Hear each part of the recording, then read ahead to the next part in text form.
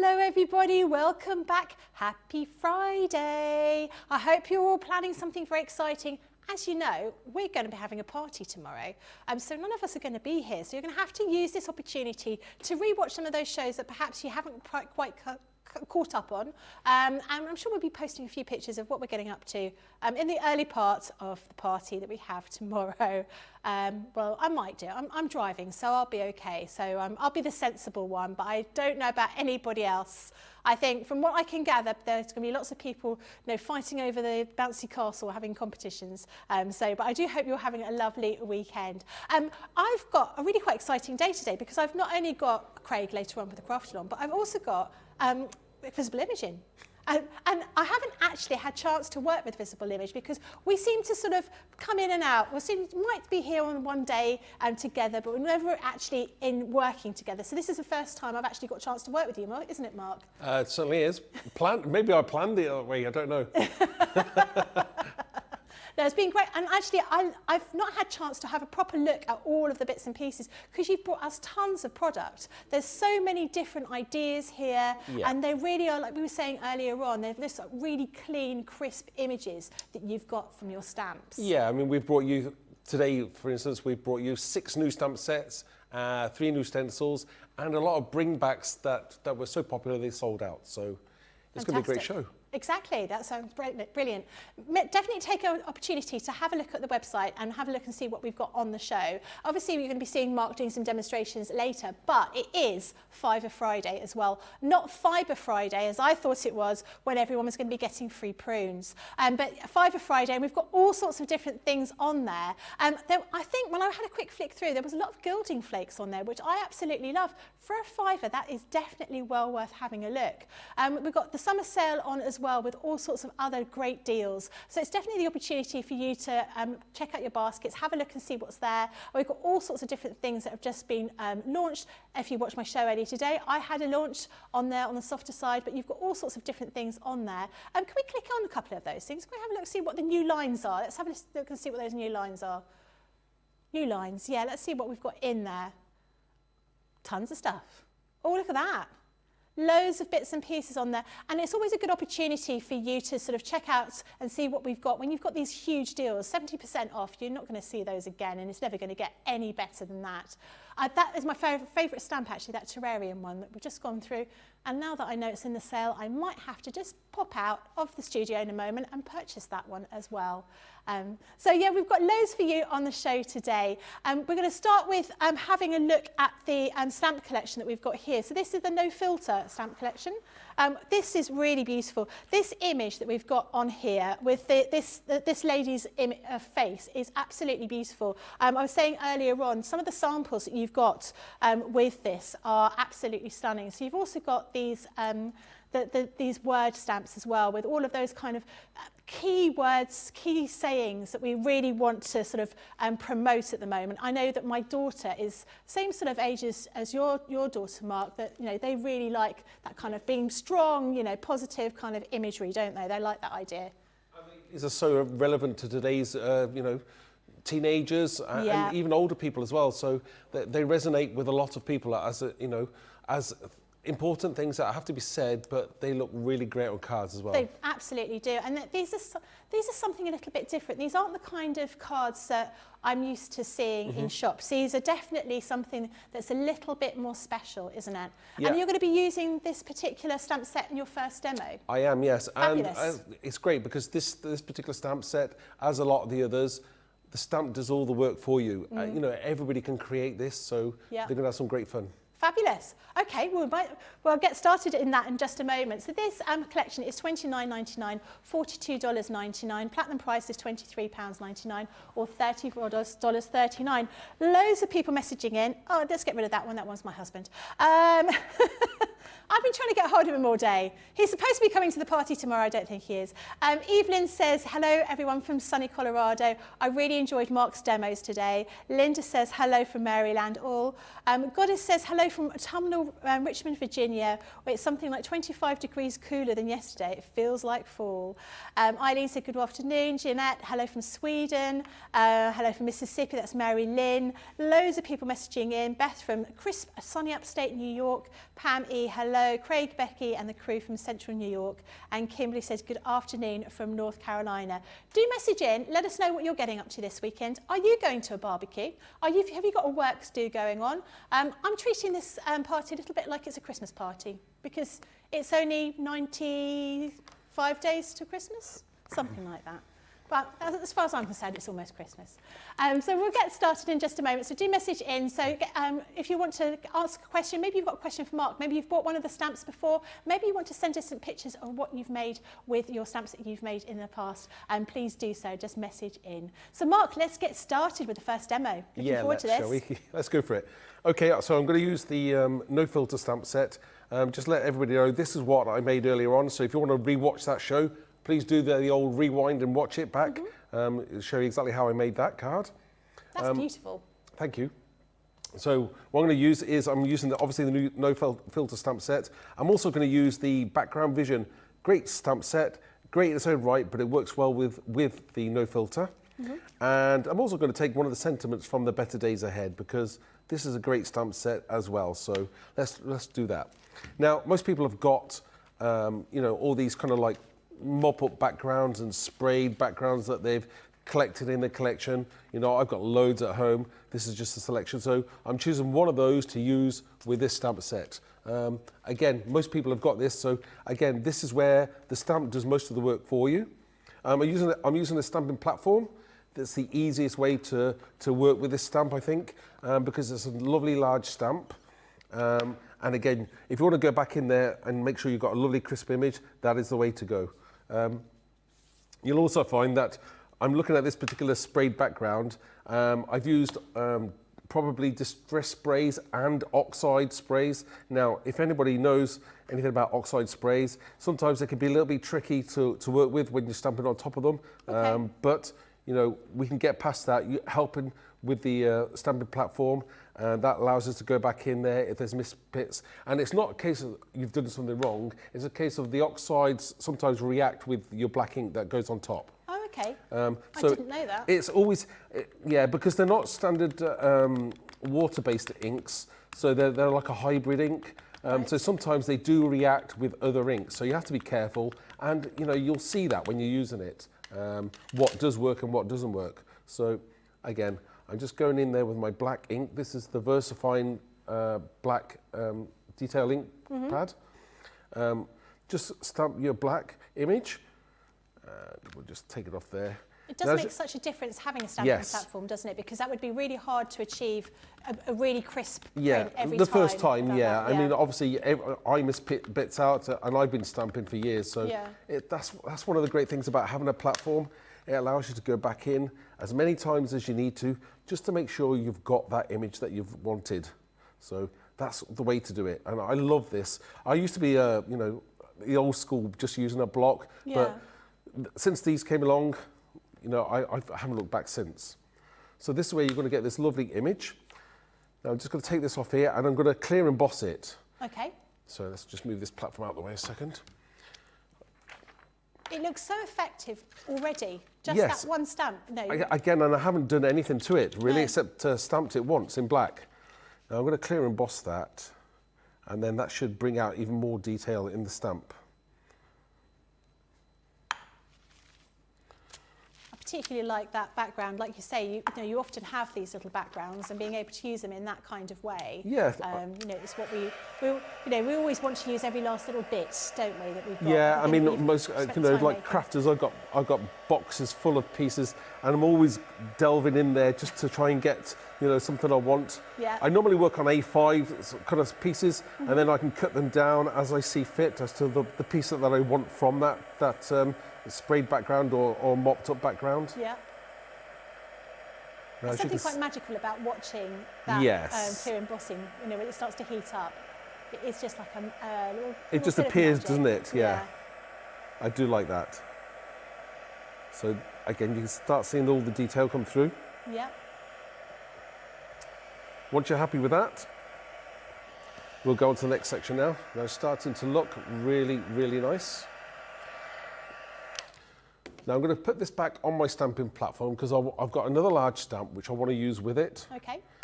And this is the background vision. again, it's a great stamp in its own right. You know, you don't need to have one to have the other, but it just works together as well. I mean, it's like a cascading, empowering words, and it works really well with this set. I designed it so that you could use it together or on its own. I mean, think about putting butterflies in front of it. It looks absolutely stunning. So I'm just lining that up to where I think I want. I'll take that one off now. I don't need that one. So that totally frames the rest of that face, doesn't it? Exactly, yes. And that's exactly how it was designed, is to work exactly like that. So once I'm happy with the placement, again, you don't have to be exact because, it's, you know, you're card making. So, you know, I think many years ago, I kind of gave up trying to be perfect all the time. You just can't, it's impossible. So you just have to go with it, go with the flow. Absolutely. And I think there's something quite nice about having something that lends itself to being, you know, not being really rigid. And I think with your stamps, because they're quite artsy, aren't they? They're a little bit like Banksy's done them. Don't you think? Yeah, there's got that kind of feel to it. Yeah. I think it lends itself, you know, not being super precise. So again, just go back in there with that black stamp. Again, if you haven't got that image that you wanted there first time round, go back in. As I say, sometimes it's the ink reacting with the oxides. You know, you think, yeah, you haven't got a perfect image, and you know that's the reason why. So just press down a little bit more.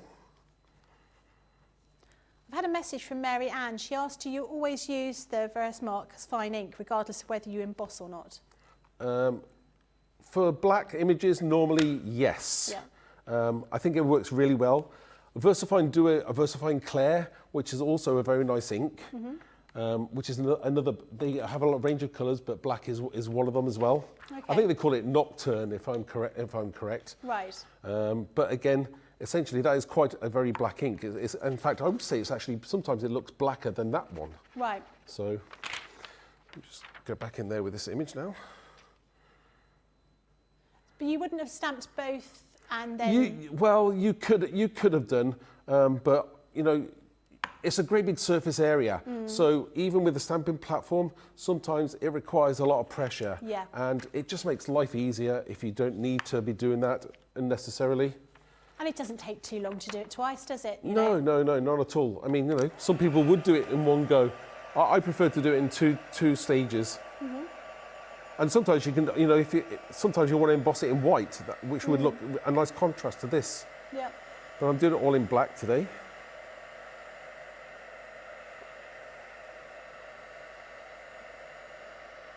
Again, if you're looking at these words, you'll see that you've got like beauty and trust. Yeah. You know, art, vision, in your style, woman, beauty. Beauty is where you find it. Boss, tough. You know, you've got all those really empowering, positive words. Fantastic. I'm quite happy with that. So the next stage is I have to have a card blank, and then I'll be able to highlight some of the details on the actual stamp as well. So just try it a second.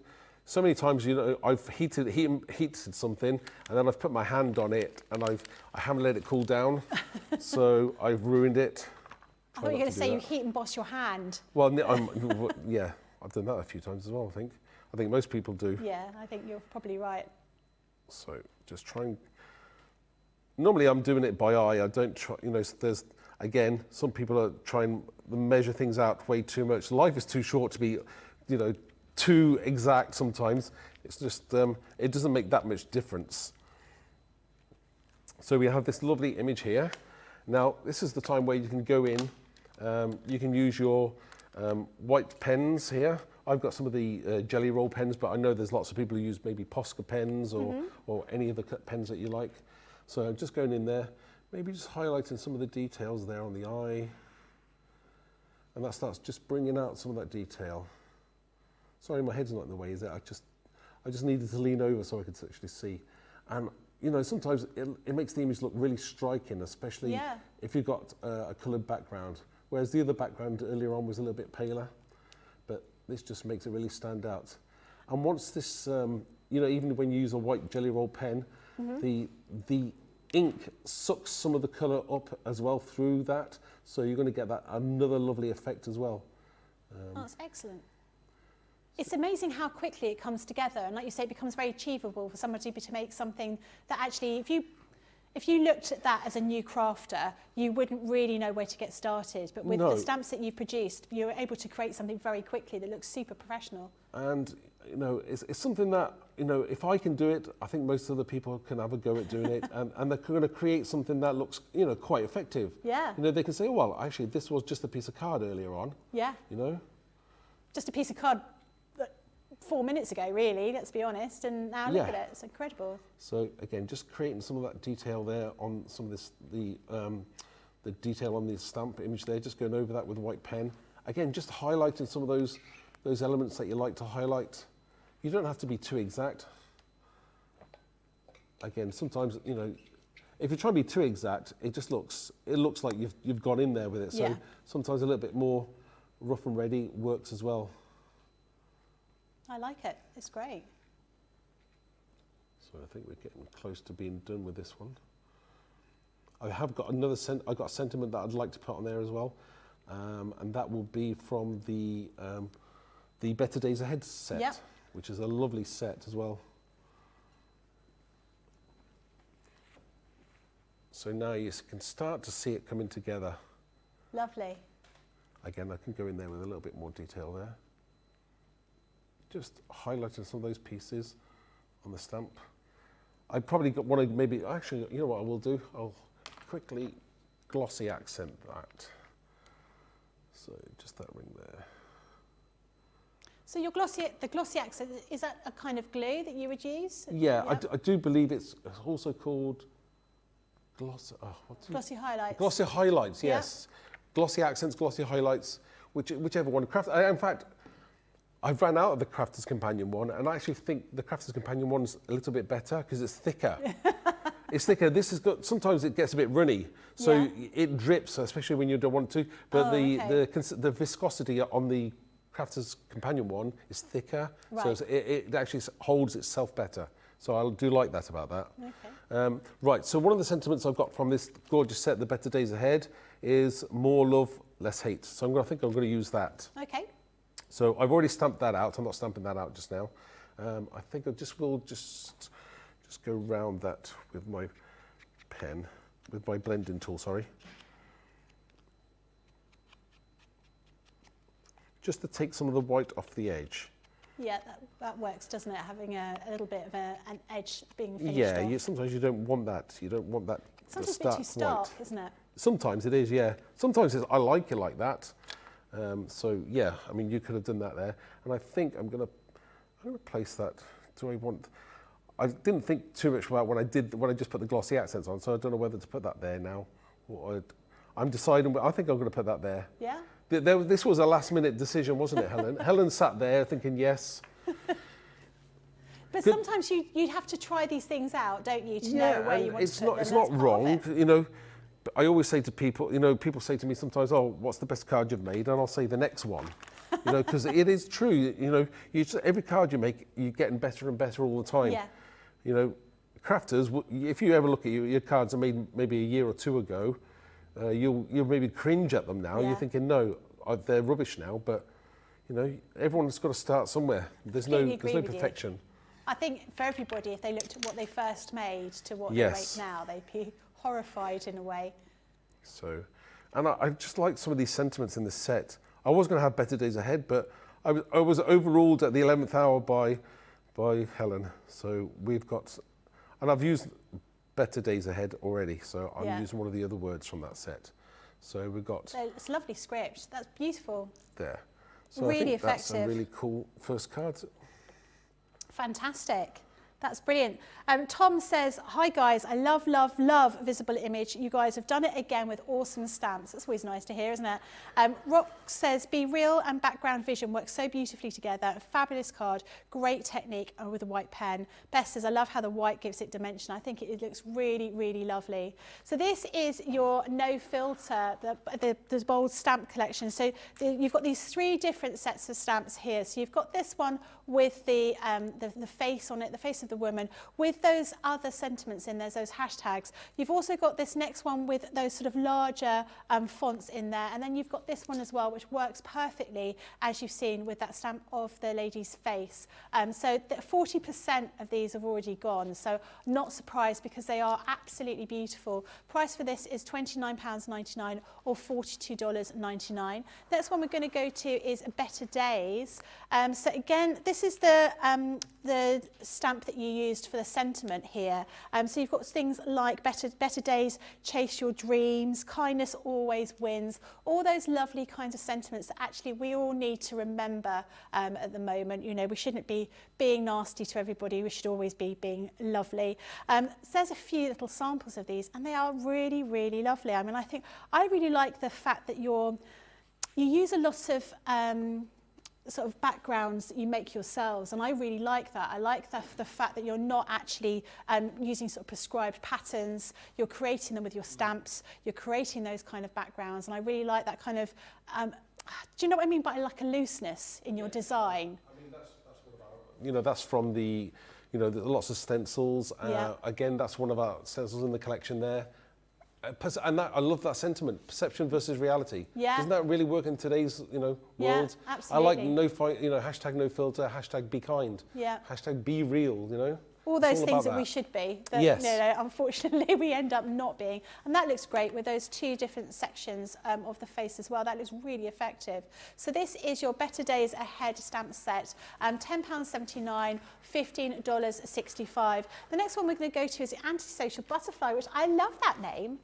You know, you always think of butterflies as not being being very social, but I quite like this Antisocial Butterfly. So this stamp set you've got here, you've got those beautiful butterflies, and everyone loves a butterfly, with your, you can see here actually better, with that kind of background to it, which really sort of gives it a lot of texture.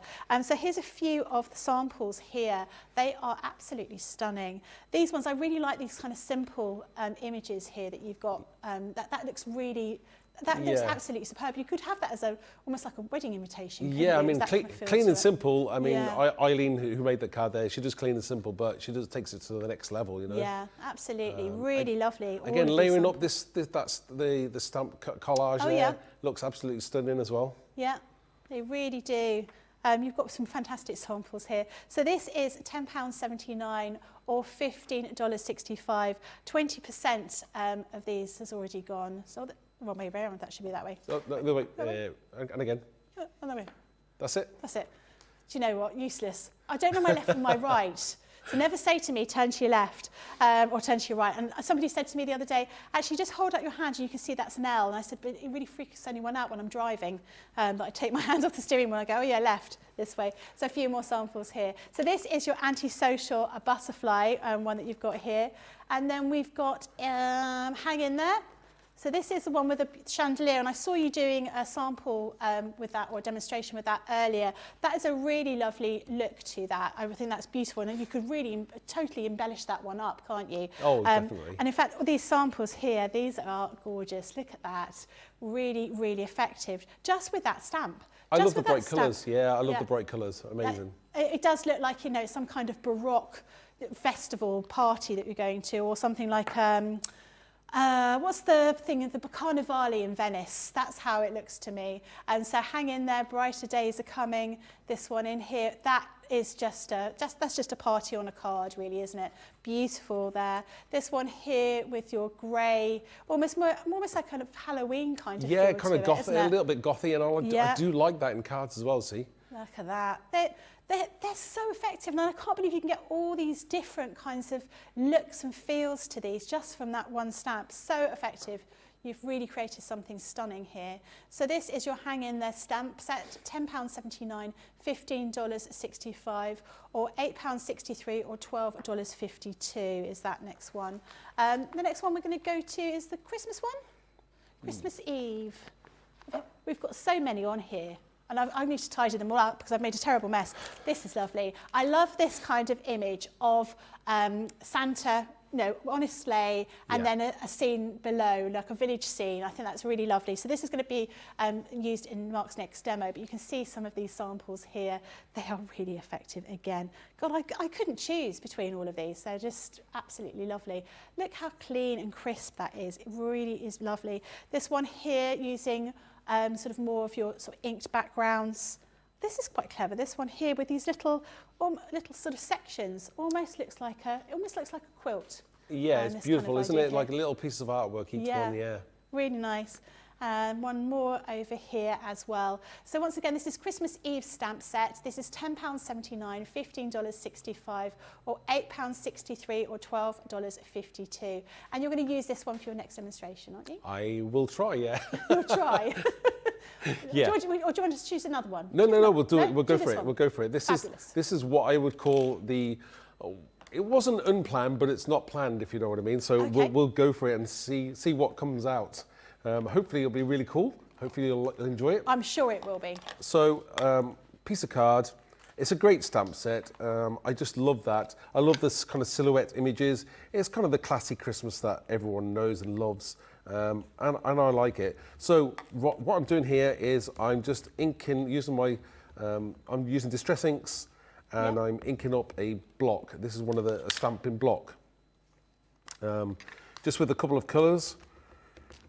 Again, this is where sometimes it'll work and sometimes it won't work. So I've already got one pre-dried just in case this doesn't particularly work. So we'll see now. You can never be sure. With live TV, you never know what's going to happen, do you? So I've kind of inked it up as such. You can't really see there. Spritz some water onto the block, and also quickly spritz some water onto the card as well. Okay. The reason I'm doing that is because that when I press down on here, some of the ink will transfer more evenly between the card. Wow. I've never seen anyone do that.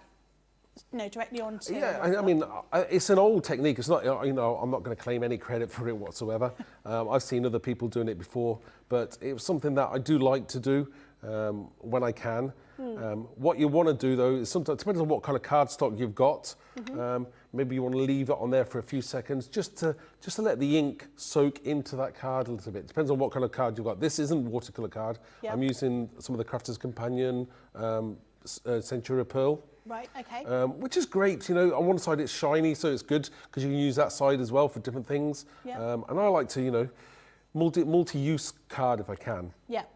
So once you're happy with that now, what you should get yourself is a piece of tissue, and we will then attempt to lift it off and see what pattern we have. So let's just lift that off. Now it's always going to move when you start lifting it off, so hold your card down. And there. Now what you do is you go in with maybe a baby wipe and just mop up those pieces that were pooling still. There. Lovely. Okay. And I think that's quite a nice little background. Yeah. So let me just wipe my block now. Again, you can do it in any colour you want, whether it be darker colours. And this is very contemporary for a kind of Christmassy card, but it's nice to be different rather than use traditional colours. Yeah. So Completely agree with you. now you've got to dry that because I want to stamp onto it. So you do need to dry this properly. I've got one that I've already dried, so I'm just going to jump to that one. Again, different colours. I think I've used a little bit of purple in there as well. Did I say what colours I used? Oh, Broken China and Picked Raspberry was those two. Okay. And I think I used a third colour, which was the Wilted Violet on this particular card. So leave that one to dry. We'll come back to that one another time. It almost looks like the Aurelius borealis, the northern lights, yes, that kind of yes. swirlness. You could go back in with your blending inks and do more with that as well if you wanted to. So the next thing I'm going to do is I'm going to get a Post-it note, and I'm going to just do some stamping. Got that piece. I'm going to use some stamping now, and I'm just going to mask off the border because I don't want to put my ink onto the border.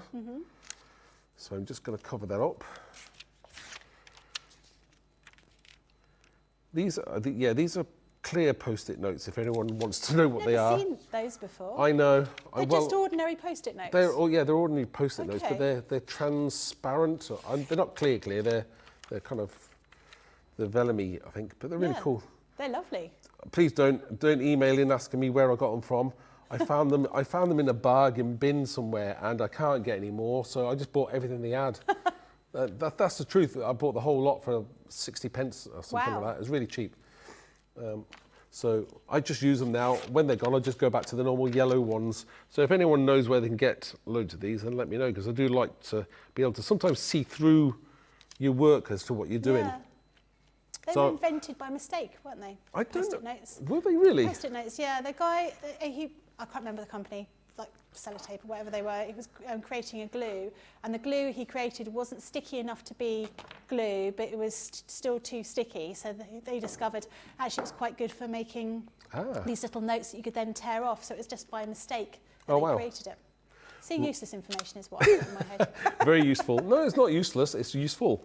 Right. I'm just trying to see. The 11th hour is where we were just discussing what I was going to do on the show for this particular card. So I'm just remembering what I'm going to do in the order I'm doing it. So I'm going on the set. We've got a great set. I don't know whether you can show the back of the set to show what these elements are actually in the set. Yep. There's a lot in there. You've got your moons, you've got like 3 or 4 different trees there, you've got a treescape, you've got like a city line as well, or you know, an old school city line. You've got the sleigh, and then you've also got like a couple of like stars and things in there as well, which is really cool. It's a great set. So what I'm going to do now is I'm inking up the moon, as you would call it. So it's just a circle basically, but it looks really cool. And I'm trying to, let me just work out where I'm going to put this. I've inked it up before I know where I'm going. Right, okay, so I'm just trying to work out placement. Sometimes you do that and you just work on there and just go for it. Sometimes it's right, sometimes it's not. Now, the reason I'm doing it in this order is because, as per normal at the 11th hour, if I'd have thought about what I was doing beforehand, I would have probably masked off an area on this card, and then I would have peeled it off and I would have had a white moon, etc. Right. But I don't have that, so I'm just kind of improvising now, and we'll sort it out afterwards. That's the intention anyway. So I'm just going to heat that up. This is heat embossing it, clear, obviously.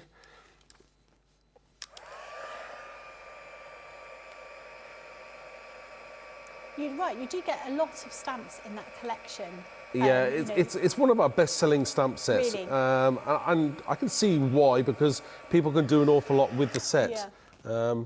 It's great, you know, I do like that. I mean, we brought out some new Christmas stamps earlier on in the year, but you know, sometimes lots of people still come back to the old classics, you know, which is nice.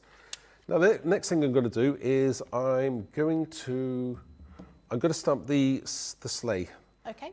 So I'm going to stamp over there, and I wanted it kind of, you know, in the old vein of E.T. with going across the moon with a bike. I was just about to say that. Yeah, I mean, that's, you know, it's a classic kind of scene. So in my head, that was the thought behind this whole set as well, doing it like that. So I'm going to ink that up, and we're going to just stamp the sleigh just slightly going over there. Again, sometimes it's not going to be perfect, so we'll just hopefully this. I mean, this is all freehand without the stamping platform, so we'll hopefully get something cool.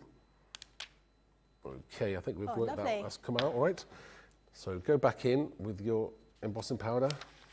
Again, this is a little bit of trial and error. Sometimes I'll use embossing powder, sometimes I won't, but it depends on what you're doing. If you want something that looks really cool, then just go for it. Do you tend to use clear embossing powder more than you yes. use colour? The trouble with using black embossing powder is that if you get any black speckles stuck on your card and you heat emboss it, you've always got those black speckles, but whereas you use clear, people can't really see them, so good point, never thought about it's that. really useful to have. So we've gone over that like so. Now, quickly, I'm going to start stamping some trees. So, my trees, right. So I'm using the big tree, but I'm going to stamp off, that's why I've created the border around the card base because I'm not going to use the whole thing. So I'm inking it up and we're going to stamp. I've never done this particular card so quickly in my entire life, so we'll see how this works out now. So however it works, we don't know. You could be a contender for speed crafting. Well, I think that's a new show we should have, speed crafting. yeah, and I will quickly, where's the tree gone on there? Right. So I will start stamping a few Shireen trees. says, can you use any ink or does it have to be distress inks when you were doing the background? Well, the distress inks are water reactive, but any kind of water-based, rather than a pigment ink. Right. That looks so effective. So I'm just using the large and the medium-sized tree. Again, they could be in green or a dark green if you wanted to. I'm going kind of quickly here because I'm going to try and emboss the whole lot in one go. So.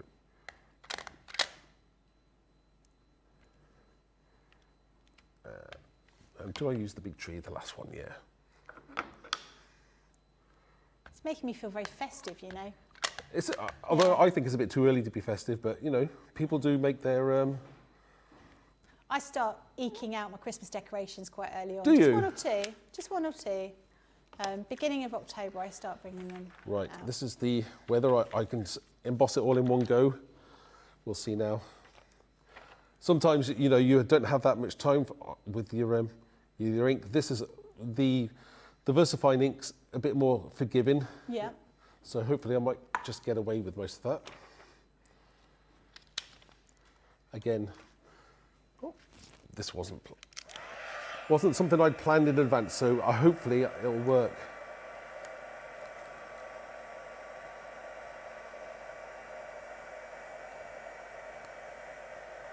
I do like to be challenged sometimes, though, so we'll hopefully it'll look all right.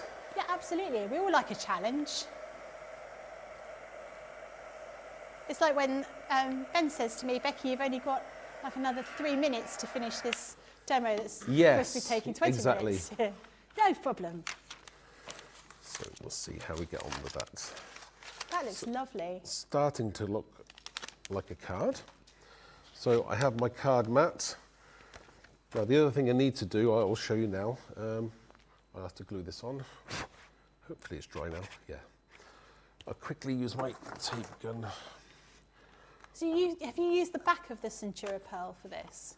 Sorry? You used the back of the Centura Pearl card for this? Yes. Yeah. Yeah.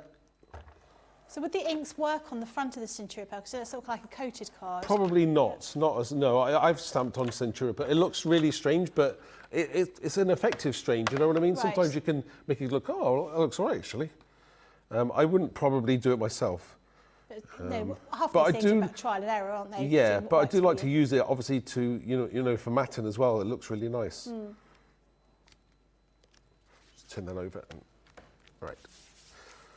So I do have a nice sentiment from that set. Isn't that set? No, it's in a different set. One that's in the Christmas Robin set. Yep, okay. Which is Sending Love at Christmas. Yep. I'm going to stick that on there now, but there's only one other thing I need to do. Now, remember I said about the silhouette moon? Yes. The trouble was that I should have, if I'd have masked it off beforehand, now I could colour in that moon with a white pen or something, but because this is a water-based ink, you can probably get in a way if I just maybe use a baby wipe and just kind of gently take that ink away. Never thought about doing that. It does work, you just got to be patient with it. Sometimes the card's a bit forgiving, sometimes it's not, but it depends on, you can get away with the kind of like spooky look. And, you know, even if this doesn't work when it's dry, you do have to let it dry. Yeah. Even if it doesn't work, you've got yourself your white pen anyway, and you can go in there and you can create more of a I think that a works because whiteness. it wouldn't be super white anyway. You'd have a bit of colour from the reflection of the Yes. sky anyway. So I think that works. Yeah. I'm going to just glue that now, glue the sentiment on, and I think we're pretty much done for this one.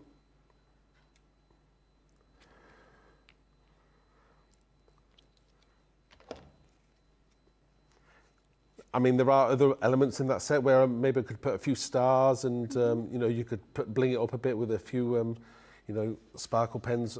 And that's the kind of thing you can do afterwards. But I think that's very effective, just with those little trees at the bottom. Yeah, it's, you know, it's something that, especially if you're batch making a load of cards. I mean, this is quite a large card, but you can make smaller ones as well. If you've got a smaller block, you can make nice, gorgeous little elements there. Yeah. So that's not bad. That's lovely. Really like that. Sending love at Christmas. Beautiful. Kate says, I'm loving these new to me techniques. And Caroline says, really nice card. I think it looks lovely. So this is your Christmas Eve stamp set. So this is what it would look like. And you've seen, if I turn around the other way, you can actually see what those individual stamps look like here. So you've got those different trees, you've got the Santa sleigh, you've got all those little sort of star embellishments, you've got that tree line up at the top here, a small tree line, and you've also got that sort of village scene down there as well. And so the price for this is £10.79, £15.65. Now the quarter of the stock has gone from this, unsurprisingly. So we will show you some of the other Christmas collections we've got here. So this is a Christmas robin, which you saw Mark use the sentiment from just a moment ago. So you've got the large robin here and a smaller one. You've got holly. You've also got sort of almost like sort of speckled embellishments sort of here on your stamps as well. If I show it this way round, you can see really, really pretty. This one here. Again, I'm going to show you some samples. You can see how effective that is.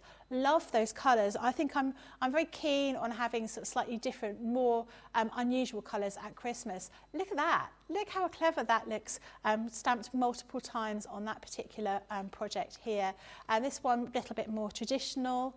Everyone loves a robin, don't they? Aren't robins supposed to be, you know, almost sort of your loved ones nearby when a robin appears or something like that? Am I just making that up? Probably. No, I'm not making that one up. Yeah. There we go. And that one there, that's beautiful with that wreath around there. £10.79, $15.65. So that is your Christmas robin. The next one is Let It Snow. I'm not going to sing because I've already been singing today. No, I can't sing anymore. This is lovely. Everyone loves a snowflake. You can use these in so many different ways, so many ways to embellish your projects. But of course, as its visible image, you've also got all these other little stamps on there as well to give it a little bit more texture. To show you some of the finished samples, again, beautiful. Hard to choose which one you like the most, really. They are really, really pretty. Using them multiple times or just singly. This one here, more sort of almost like a royal blue you've got here. But then using this here with a very pale pink and embossing powder on that one as well. And then this one, you know, the kind of traditional kind of glitzy gold snowflakes here. £10.79, $15.65. The next one we're going to show you is the Lost in Music collection over here. Over half the stock has gone on this one.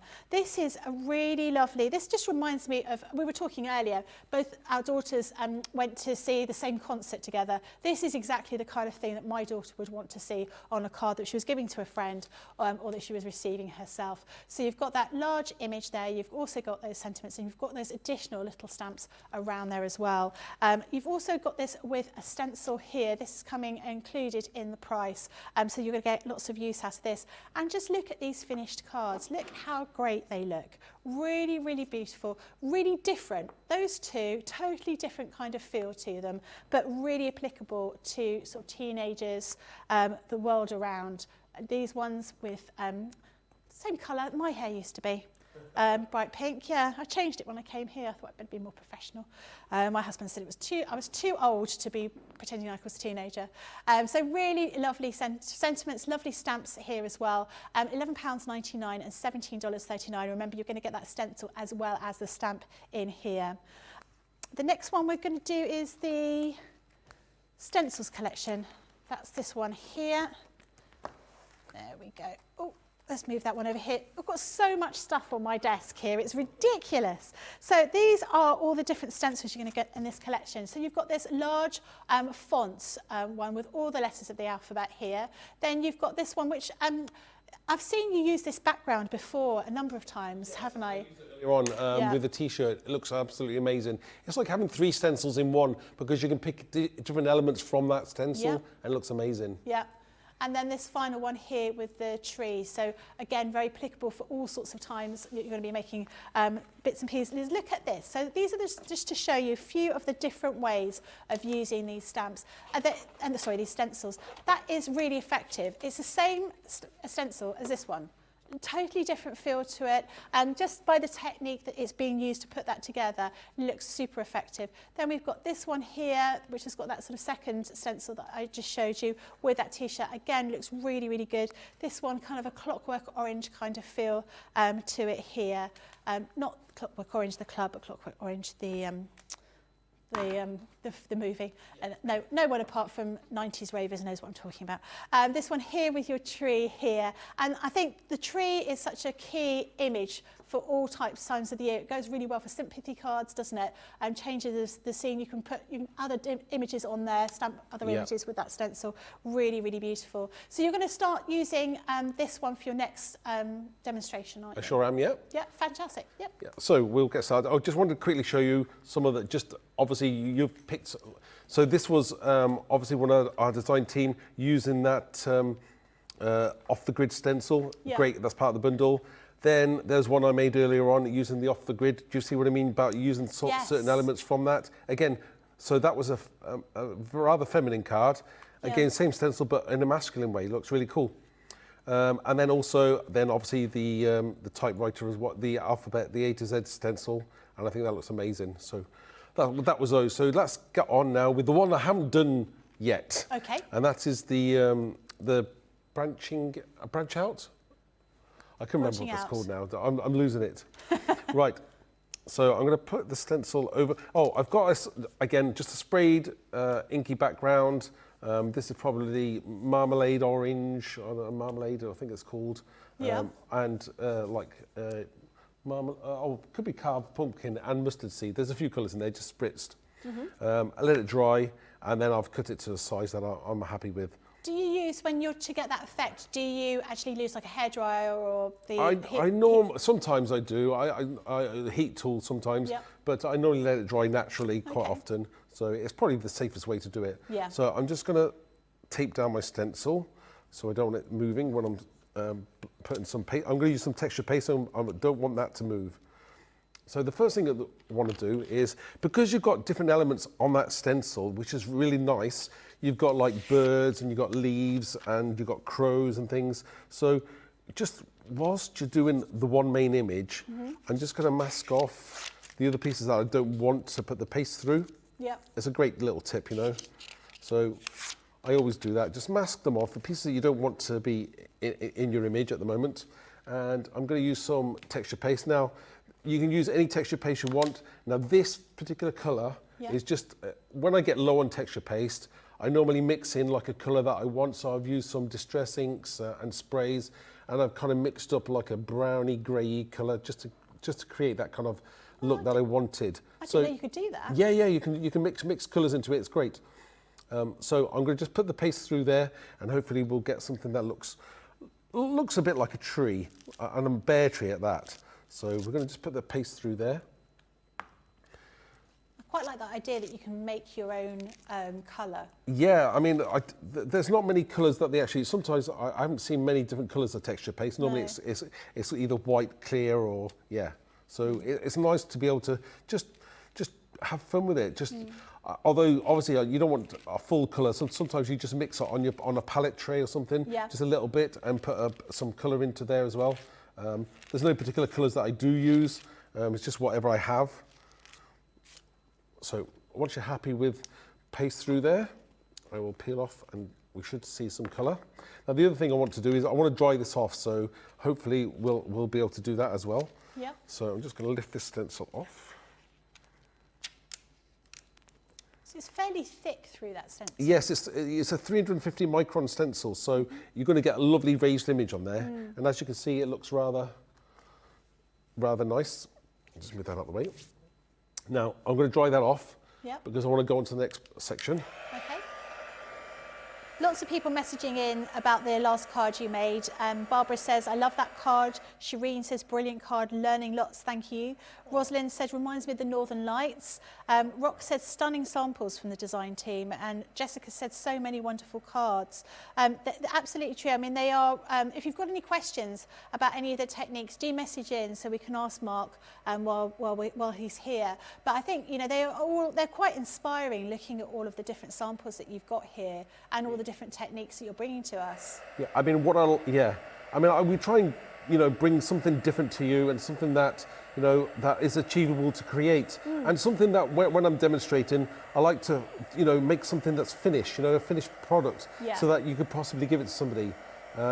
What I like about this particular stencil, there's lots of tree stencils out there, but I wanted to have it so it's positive.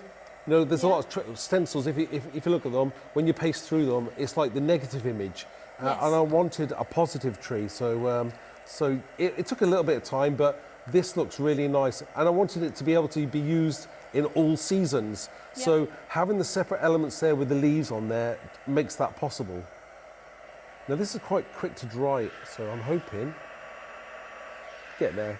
I might be able to just get away with that now. Sometimes it'll, you know, when you're using texture paste, it'll puff up, but it does calm back down afterwards. So you just be aware of that sometimes. And you know, I think sometimes the texture on it looks like a real tree bark. Yes, because it is quite lumpy, a real tree, isn't it? So it's quite nice to have that texture. I mean, it's still hot, but it's cooling down. So we'll go on to the next section now. Now, what I want to do is, I'm just trying to work out whether I want to stick that to my card first. I think I'll stick that to my card. So again, I'm just taking a shortcut here. This is, I've already taped up, and then I use waxing paper just to protect the stickiness so that I can stick a card down very quickly. It's a good tip as well. So I'm just going to place that there. I would end up putting it in slightly wonky. Well, you know. You've had more practice than me. No, well, there is a little secret tip there. Okay, what's that? I kind of put the card down and I pre-mark little dots where I'm going to put it. So that although you can't see that, if you look close up on the corners there's little like pencil dots. Right. So I kind of know where it's supposed to go. But if I sometimes put it down, sometimes it makes a mess and you end up making a mess. So it doesn't work all the time. So that's my basic card. Yeah. Now I want to go back in there, and we've got some lovely leaves as well. Yeah. Now, again, this is, I didn't bring the right colour, did I, Helen? She's shaking her head. No, I forgot. One of those things that you forget to pack, and I didn't bring the right colour with me. So I'm going to have to kind of make it up as I go along now. Okay. So what colour? We're going to have some leaves, so I need some white texture paste. Where did I put my white? Oh, right. So. But I think it's good if you're having to sort of not cobble something together, but you're having to make something up on the spur of the moment. People at home won't have every colour that they could possibly need. No, and being able to show you can use something else to make it is a good way. I've already got, it was well planned. Well, kind of well planned. We'll see now. I'm trying to work out just where I've got a sentiment as well, which I'm going to use from the Better Days Ahead, and I'm using Better Days Ahead because it looks really nice. So I'm going to use that sentiment. So I'm just working out where I'm going to put my leaves. Okay. So I need to put a little bit of texture paste onto a mat. Yeah. And use a colour. What colour did we say we were going to use, Helen? Did I say Rusty Hinge? I did say Rusty Hinge. What colour is this one? This is Rusty Hinge. Rusty Hinge. So, again, we'll see how that comes out, and might have to mix in something else. We'll see how it works. Just mix in, just getting the right kind of colour. It may work, it may not work, but we'll see now. I may have to mix something else in there just to get the darkness that I want. Failing that, I might have to use some. We'll go for that, and we'll see how that works. Yeah. So I'm going to use I'm going to use some of the leaves coming down there. And always remember, these. I'm not going to dry these. I'm going to let this dry naturally. Okay. These will dry darker. They'll pull up the colour from the cards underneath as well. Oh, okay. So just remember when you're putting maybe white texture paste down onto a coloured card. Yeah. It will come out. The white will change colour. Right. I haven't found a way to stop that. I've tried hairspray and a few other ways of doing it, but Yeah. I haven't got it to work yet. Oh, So I'm just trying things out. So we've got some nice leaves that there. is lovely. I'm going to let those dry, but I think I'm going to use some more now. I'm going to put some more on this side, just because I can. I'm going to have a few more falling down there. maybe if anyone else has got any ideas about what you could put on your card to stop the white paste from picking up the colour, let us know. If there's anything you've tried at home, you never know. Someone may have the answer for you. It might do, yeah. Do you know what? I think I've got time to quickly dry this. Yeah, that's lovely. It's really pretty. Probably not dark enough to my liking, so I may have to improvise now. If I've got something else, we'll see. Shireen says, could you show us how to do the dippy background demo with the tree stencil? So, I haven't quite, this one here, this particular background. So Oh. you just did that the same way as you did the other ones? yes, Yeah. just basically what you do is you cut a piece of card, say A5 if you're in the UK, or I don't know what you call it in the US. Yeah. But you cut a piece of card and you spritz one end of it, Yeah. and then you turn it the other way around to let the colour run down, Yeah. and maybe use a bit of water to try and get that effect. Yeah. Not hard to do at all. It's just a bit of practice. We will be having some YouTube videos and doing that. So Yeah. if you watch us, then you'll be able to see. And would you just use normal card for that? You wouldn't use watercolour card particularly? No, I don't use watercolour card. I normally use the Crafter's Companion Yeah, card. the multi-purpose Yes. card. Yeah, I think that it's works useful. quite well. Okay, that's good Right. to know. So what I'm going to do is I'm going to have a little bit more of a goldy look to my my leaves. They didn't come out quite the right colour that I wanted, but we'll just improvise. That looks quite effective, just having a little bit of sort of paste on there anyway. Yeah, we'll try and. Yeah. Half the time you never bring the right tools with you, especially this late in the hour, but we'll Yeah. see now. I know what you mean. It looks really effective. Everyone's saying excellent job, loving the inspirational demos, really sort of popular. It's a shame we haven't got longer to see it all the way through, show isn't more, it? yeah. Yeah. Right, I've just got the sentiment stick on, and I think we're pretty much The done. last few minutes, really, unfortunately. It's a real shame. Stick the sentiment on, 2 seconds. Time definitely zooms. It's a funny place here. It's almost like being in the TARDIS. Yes. Not in that it's really, Yeah. really big, but the time just disappears. So we'll place that sentiment there. Again, not totally happy with the colour of the leaves, but I can work on them afterwards. That looks But- lovely. Really impressive. So that is lovely. I think that really, you can see how that's going to look when you start putting a few more of those images on there. So these are your three new stencils. So these are the sort of the font, the full font, alphabet fonts. Then you've got all of those little background ones. You've seen how diverse they all are. And then the final one is the tree. So the price for this is £14.99, £21.49. That's it with us today. So we've got Craig coming up in a minute, but I'm really sorry to see you go because I've not had enough time to talk to you. We'll have to have longer time for next time. Yes, When definitely. you come in. But thank you so much. They are really inspiring, absolutely beautiful. All the comments coming in from the viewers, absolutely loving all of those. Oh, So thank you. so much. We're going to have a quick break and then I'm back with Craig for the craft along. So we'll see you in a couple of moments.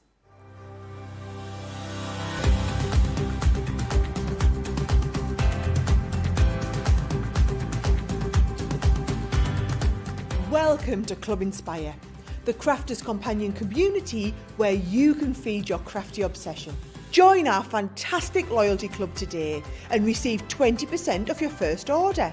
We'll also give you 250 points to help get you started. Other benefits of joining Club Inspire include exclusive special offers and discounts for Club Inspire members only, exclusive sneak peek previews of brand new product launches, and of course the Club Inspire community group on Facebook, where you can access exclusive content such as downloads, offers and inspiration, and of course you can chat and share your makes with other members. You'll receive 1 point for every pound, dollar or euro you spend, and the more points you receive, the more benefits you'll unlock. So what are you waiting for? Sign up, join the club and start rewarding yourself today. Here at Crafters TV, it couldn't be easier to get social with us. Whether you're watching on Facebook or YouTube, on your TV or tablet, you can get so close to the action, it's like you're in the studio with us. You can ask questions about products or crafty techniques. Get hints and tips from our expert demonstrators. Plus, share pictures of your crafty makes with our amazing community. Crafters TV, getting you closer to the crafty action.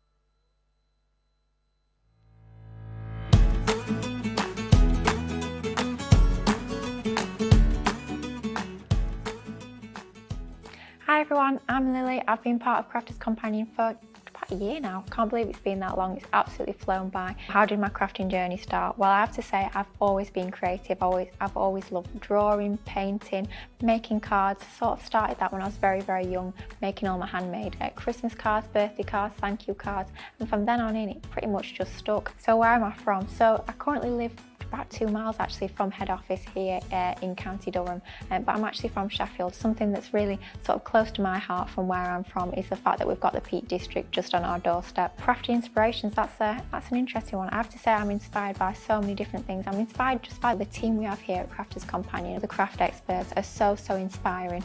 I learned so much from watching them, from sharing our ideas together, and I've actually watched the team on telly for so many years, even before I first come here. And I remember the first time sort of stepped through the doors here at the CTV studios, I was completely starstruck. And as well, our community that we have, our Crafters Companion family, that wider family that we interact online, you guys emailing into the shows, leaving all the comments, leaving pictures of your creations, I find so inspiring as well. It's a community where we all feed off of each other, a lovely, big, welcoming community. So I'm inspired by all you guys at home as well, which I think is absolutely lovely. What do I do apart from crafting? Well, I absolutely love running. I love being out in the open spaces, come rain or shine or snow or hail or whatever the weather throws us. So what does make Crafters TV so special? Well, I'm going to have to go with a very corny, very cheesy answer, but it is true. It's you guys at home, it's the viewers. If it wasn't for you guys watching, your amazing interaction, all your lovely comments, your feedback, your mates that you send through, Crafters TV would not be the same. We wouldn't be here without you guys at the end of the day. Ooh, big crafting fails or accidents on screen. That's an interesting one. I don't think I've had anything too disastrous. I'll be back on next week and I'll have a crafting disaster you watch now.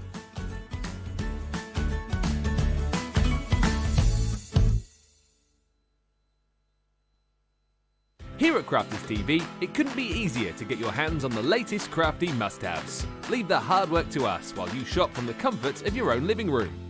Head to the Crafters Companion website to see our full crafty range, or hit the Shop the Day button to see all the new and exciting products featuring on Crafters TV.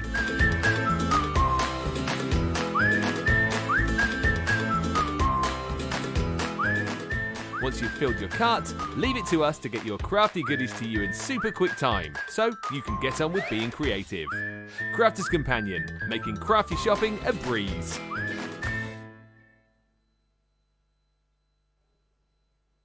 Hello everybody, welcome back. I hope you're having a fabulous Friday. Friday is a night for takeaways, fish and chips, all those kind of things. Perhaps you're doing that. I'm not here. I've got a bottle of water and that's my takeaway for tonight, unfortunately. No bottle of wine. A couple of beers, a couple of cocktails down there. Got a picture of, Cosmopolitan down here. That will be me tomorrow. No, I promise won't.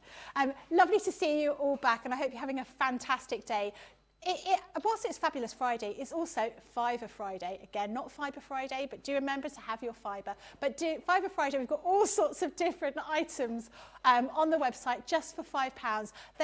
I saw that there was some gilding flakes in there, and they are like my absolute favourite thing. I want to use them all the time, just for £5. There's all sorts of different things on the website. Do have a look. And do remember, we do have our end of summer sale on there as well. Loads of items on here, all sorts of different things, up to 70% 70% off. So even if you're thinking, oh, I don't know if I really need anything, I'm sure you do. And let's be honest, as soon as you know there's 70% off, we all need those things. All sorts of different bits and pieces on there. Oh, flower forming foam. Or is that foam flower forming? I'm not sure.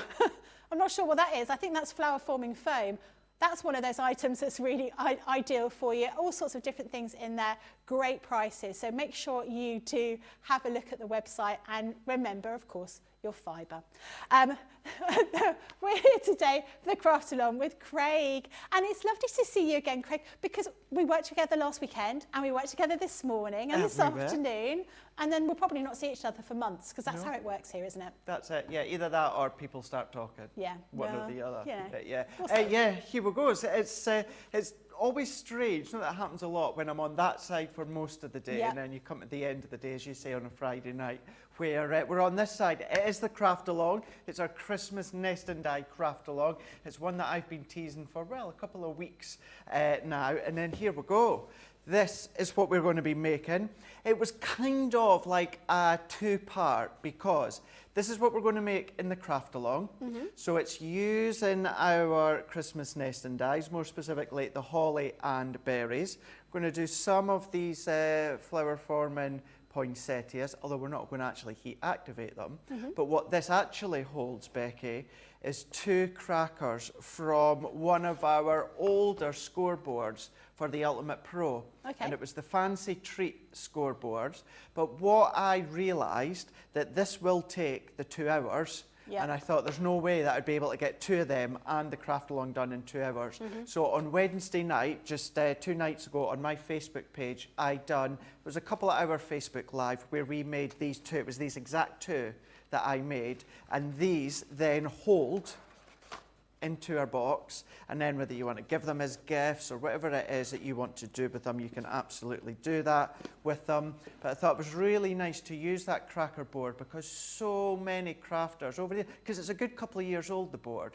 So many people have got them, so many people have bought them in bundles, so many people have had them in goodie bags over the last couple of years or so. So I thought perfect opportunity to start using a few of the elements in with newer items, and that's what we're doing tonight. Fantastic, definitely looking forward to that. And as I say, I'm particularly looking forward to it because it's got all of the bits and pieces in it that I've already got at home that I haven't used yet.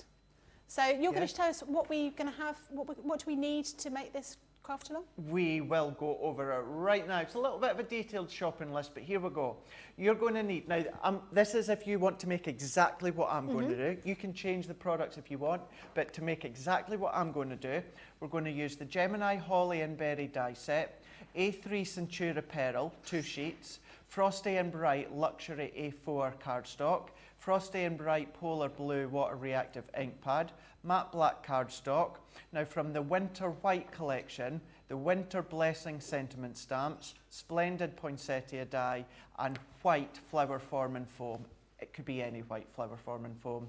Metallic stamens, oval nest and dies, this is a stitched edge nest and dies, alcohol proof ink pad, Noir Black. The additional items that you're going to need are tape pen and red liner tape, 3D foam pads, Collal tacky glue, hot glue, scissors, poke tool, large guillotine, A3 scoreboard, Gemini Junior or your large Gemini, blending tool, and very, very, very, very, very thin jewellery wire that we're going to use to feed through the stamens through the foam. Okay. Fabulous, looking forward to that.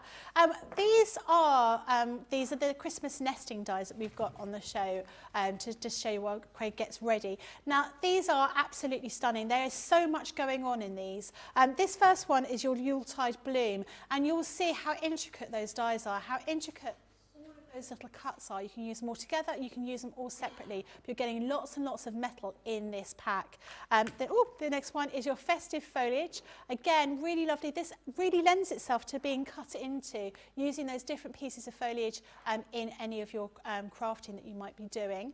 The next one here we've got is your Sparkling Snowflakes. Really, really beautiful design here, more of a kind of almost like a diamond sort of shape that you're getting here. Then the next one we have is your beautiful baubles. So you're getting, so you're getting 4, was it 3 of these, and then you're getting 2 free? Yep. Oh, so basically, out of this collection, you're getting these two for free. The snowflake one and the baubles. Wow, that's impressive, isn't it?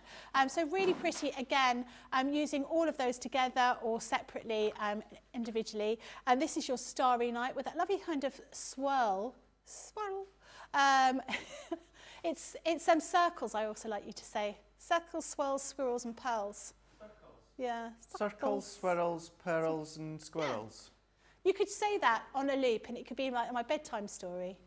Then the last one is your holly and berries as well. So this collection is £63.95, $74.79. So it's basically a 25% saving on here. So it's worth doing because these are really, really beautiful and you're getting lots of this in here. You'll also be getting 10 sheets of the cherry red Centura Pearl here. I think this is a cherry red, isn't it? Yeah, cherry red here. And this obviously is going to work really well with all those kind of traditional Christmas looks to them. Remember, your platinum price is £51.16 or $59.83. Craig, are you ready? Becky, are you ready? I'm ready. Let's go. Let's go. Right, here we go. Let's take our A3 Centura Pearl. Mine's is just with a hint of silver, but you could use your A3 multi-purpose card if you want. A3 cardstock, anyway. Now, what we need to do is using our glass mat. So George of the joystick is very kindly just going to zoom out. There we go, perfect. What I'm going to do is I'm going to come all the way along to 14.5 inches and I'm going to do a little pencil mark and I'm going to do that right up to the top as well. And then with our ruler, what we're going to do is join them together. And then what I'm going to do is up at the side here, we are going to then mark 8.5 inches. So 8.5, and just by eye, I'm going to go in, work my way in. Now I'm going to go in with my guillotine. So my A3 card will fit this way. So we can cut that one off. So cut that one off like there. And then what we can then do is I'm just going to go back just to the side here. And I'm going to put a little mark once again at the 8.5 inches. So all that I need to do now is I need to then come along and join them together. If you're ever unsure, if your ruler is not overly straight, if it's not overly long, hopefully your ruler's straight. What you can do is go back and just take another longer piece of cardstock or something that's longer so that you can then come along and just join them up together. So we can go all the way along there. And now you'll see that this doesn't quite fit in with our guillotine. If you want, you can use your craft knife and your ruler. I'm just going to use my scissors because I'm quite comfortable and confident that I can get it quite straight. So I'm going to use my large scissors and we're going to cut that off. And then what we're going to do is we're going to do that again. So we've got two pieces. So what we can then do, finish that one off there. I'm just going to keep that bit for now because I can use that as my ruler. So let's go back once again, taking our next piece, and we'll do exactly as we've done a moment ago. So I'm going to come along to 14.5 inches and I can join them together. So if you don't already have the A3 card, we do have a great deal for you. So we've got the Snow White Hint of Gold. That's the one you're using at the moment, isn't it? It is. We've also got the Ivory and we've also got the Fresh White. You basically get the Fresh White for free. So really, really good deal. So you get 25 sheets of the Hint of Gold, 20 sheets of the Ivory and 20 sheets of the Fresh White. Really well worth having a look at that. It's actually a 30% savings, so have a look at the website for all those details. That's a really, really good. Because that's the thing I said I hadn't got. A3. Yes, I haven't got any A3 card. Yeah. I might have some A3 card when I go home later. Maybe if you speak nicely to Tracy, you never know. You could try. Can't say it's going to work, but no, we love her at bits. don't we? Love it a bit. So there we go. So that's us done our little mark there. So what we can then do is come along once again and take our scissors. So we are going to chop that bit off. Once again, if you find it easier to use your craft knife and ruler, please do. But we're just following that off.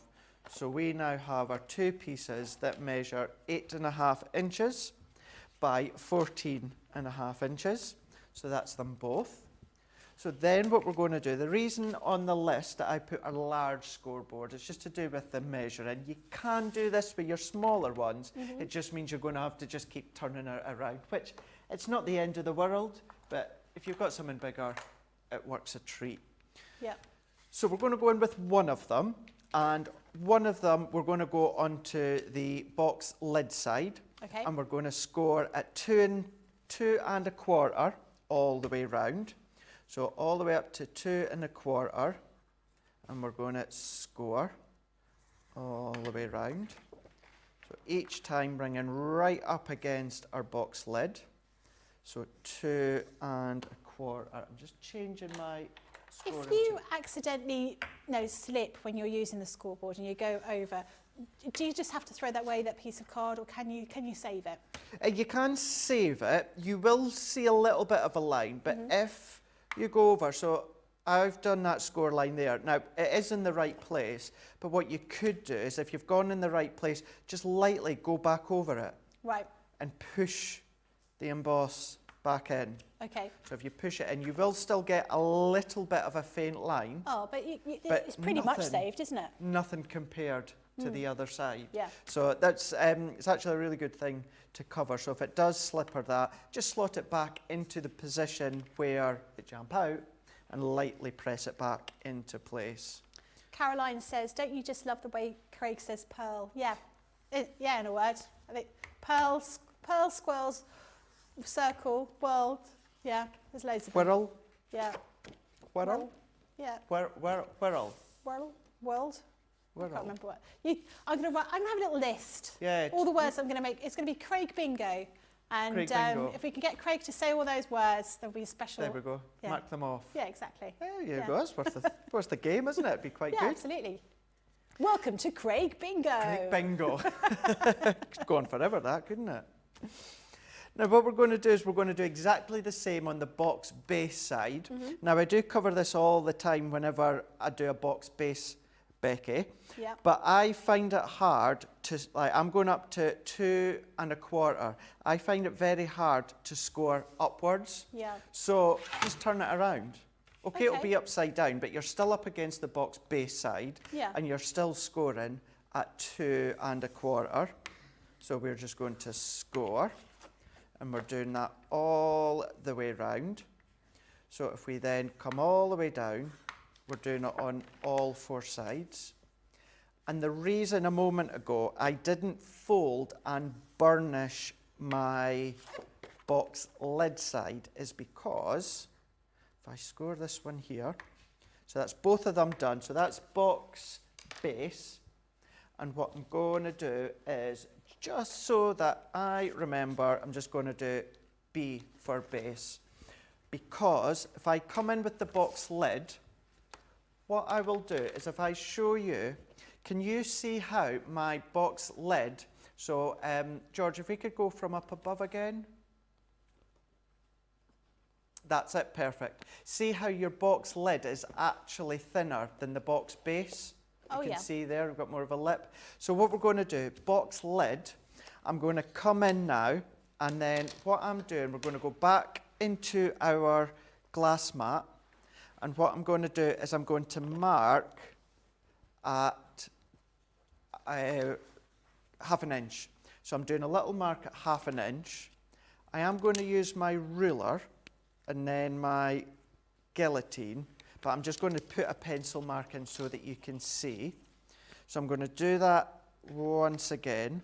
So at the 1/2 inch, what we're then going to do is draw them together. So if we come in into here, all the way down, like so.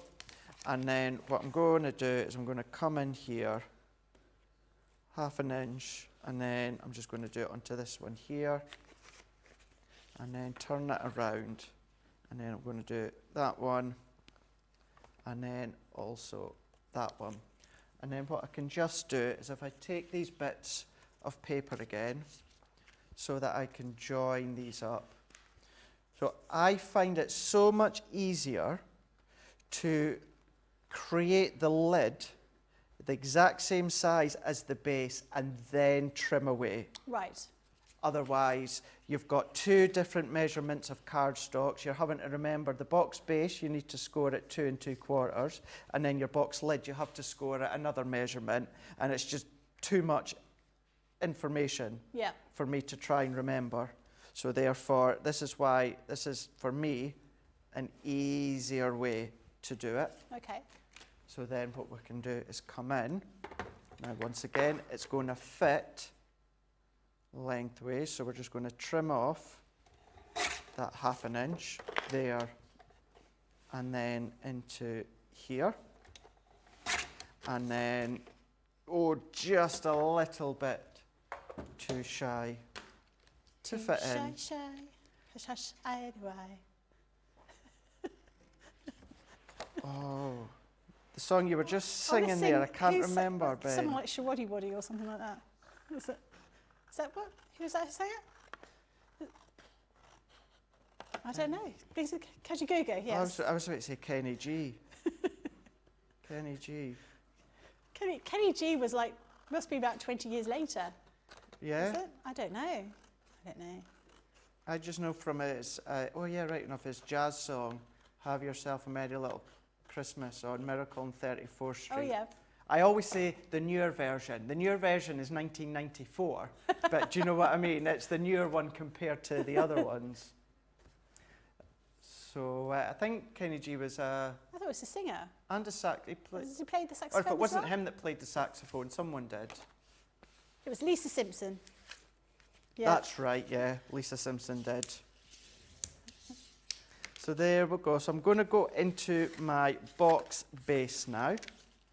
And then what I am going to do is I will assemble the box base. Yeah. Not the lid at the moment, but what we can do is we can assemble the box base, and then I think I'll very quickly go over the measurements again, and then take a little break for anyone that needs to recap. So we've then got our lid now. So what I'm going to do is score. And the only reason I'm not going to assemble my lid just yet, Becky, is because we're going to be doing all our layers in that. And at the moment, it's going to be easier to do that while it's all flat.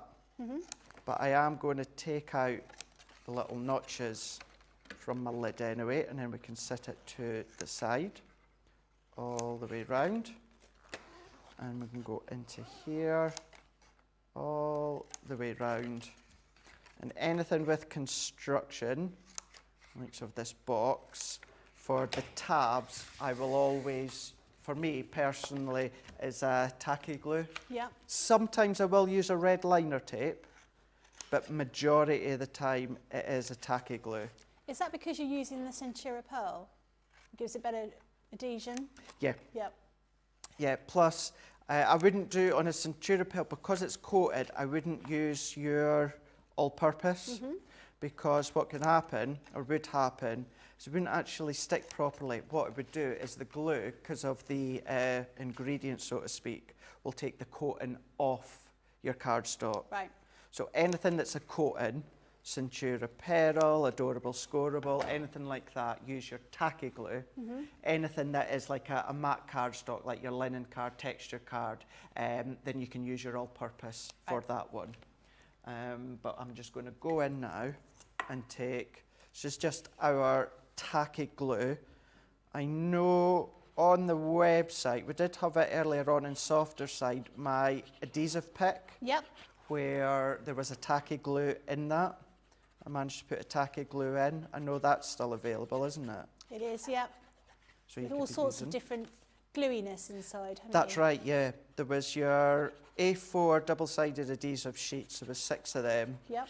there was your full bottle of your Collal tacky glue, there was your 22-metre length tape runner, Yep. and there was your 3-pack of Stays Sticky pens. I'm impressed that you remembered that, because so, wait, let's see if he's right. Yeah, so we have your adhesive sheets, 6 of those. And there was also your 3-pack of low-tack tape. We've got your glue, we've got your glue tape. We've got your tacky glue. We've got your tape, what's that called again? Low-tack tape. Brain's not working. And then we've got your glue pens. I'm impressed with that. Fine chisel and bullet nib. My goodness. So this is £20, $30. Yeah, this is on the Shop the Day page, and there's quite a few other deals on there, so definitely worth looking for those as well. Yeah, I think you'd be, so at Christmas we have a big party, and we have a tray. Yeah, we have that tray full with different things, and everyone's got to remember how many items are on there. You could be on my team. Do you think so? Yes. Yeah. 1, I'm good because it's adhesive. Yeah. And 2, I always think, if you're a Friends fan, remember the episode where the girls lost their apartment? Yes. And yeah. Rachel has been out shopping. Yeah. And Joey and Chandler, you know, guess what's in our shopping bag. Yeah. So yeah, that was like that. You're a big Friends fan, aren't you? Oh yeah. I like Friends as well. I love Friends. Yeah. I love it. I've never been to one of the Friends Fest. No, I would like to go, but no, I've never. No, me either. Never been. I think it'd be quite good fun. I think it would be. Yeah. Really would be good. Right, so I'm going to just pause there at the moment. So that was both these sheets of A3 Centura Pearl I had cut to 14.5 inches by 8.5 inches. And then on the lid I scored I'm going to go at the base first. The base I scored all the way round at box base at 2.25 inches. Then for the lid, on the lid side, I also scored at 2.25 inches all the way round. And then I cut off 1/2 inch all the way round of the box lid. So that's just going to make it a bit shallower. So once it is assembled, you're going to get that lip at the bottom nicely Lovely. held. So if we want to take a little break at the moment, Becky, anyone need to catch up, or if you need to do anything, and I'll just get myself sorted and then come back and we'll move on to the next bit. Yeah, perfect. So these are the Christmas nesting dies that Craig's going to be using in a moment. So you buy 4 and you get 2 for free. So first one here is your Yuletide blooms. You can see how intricate all of these dies are. Really, really beautiful. I'm looking forward to seeing these being used. This one is your festive foliage. Again, really lends itself to being sort of cut into and using those little sort of sprigs for decoration. These next 2 are the free ones. So this is your sparkling snowflake. This is free. And then you've got your beautiful baubles. This is free. And then you've got these 2, which you're going to pay for. This is the Starry Night, one here over here. And this one is your holly and berries. £63.95, $74.79. But you'll also be getting 10 sheets of the Cherry Centura Pearl card here as well. This is your A4. Pattern price is £51.16, $59.83. Other things that we've got on the show, we've got this paper library. Wow, this is quite heavy. There's a lot of things in here. This is your favourite deal, I hear.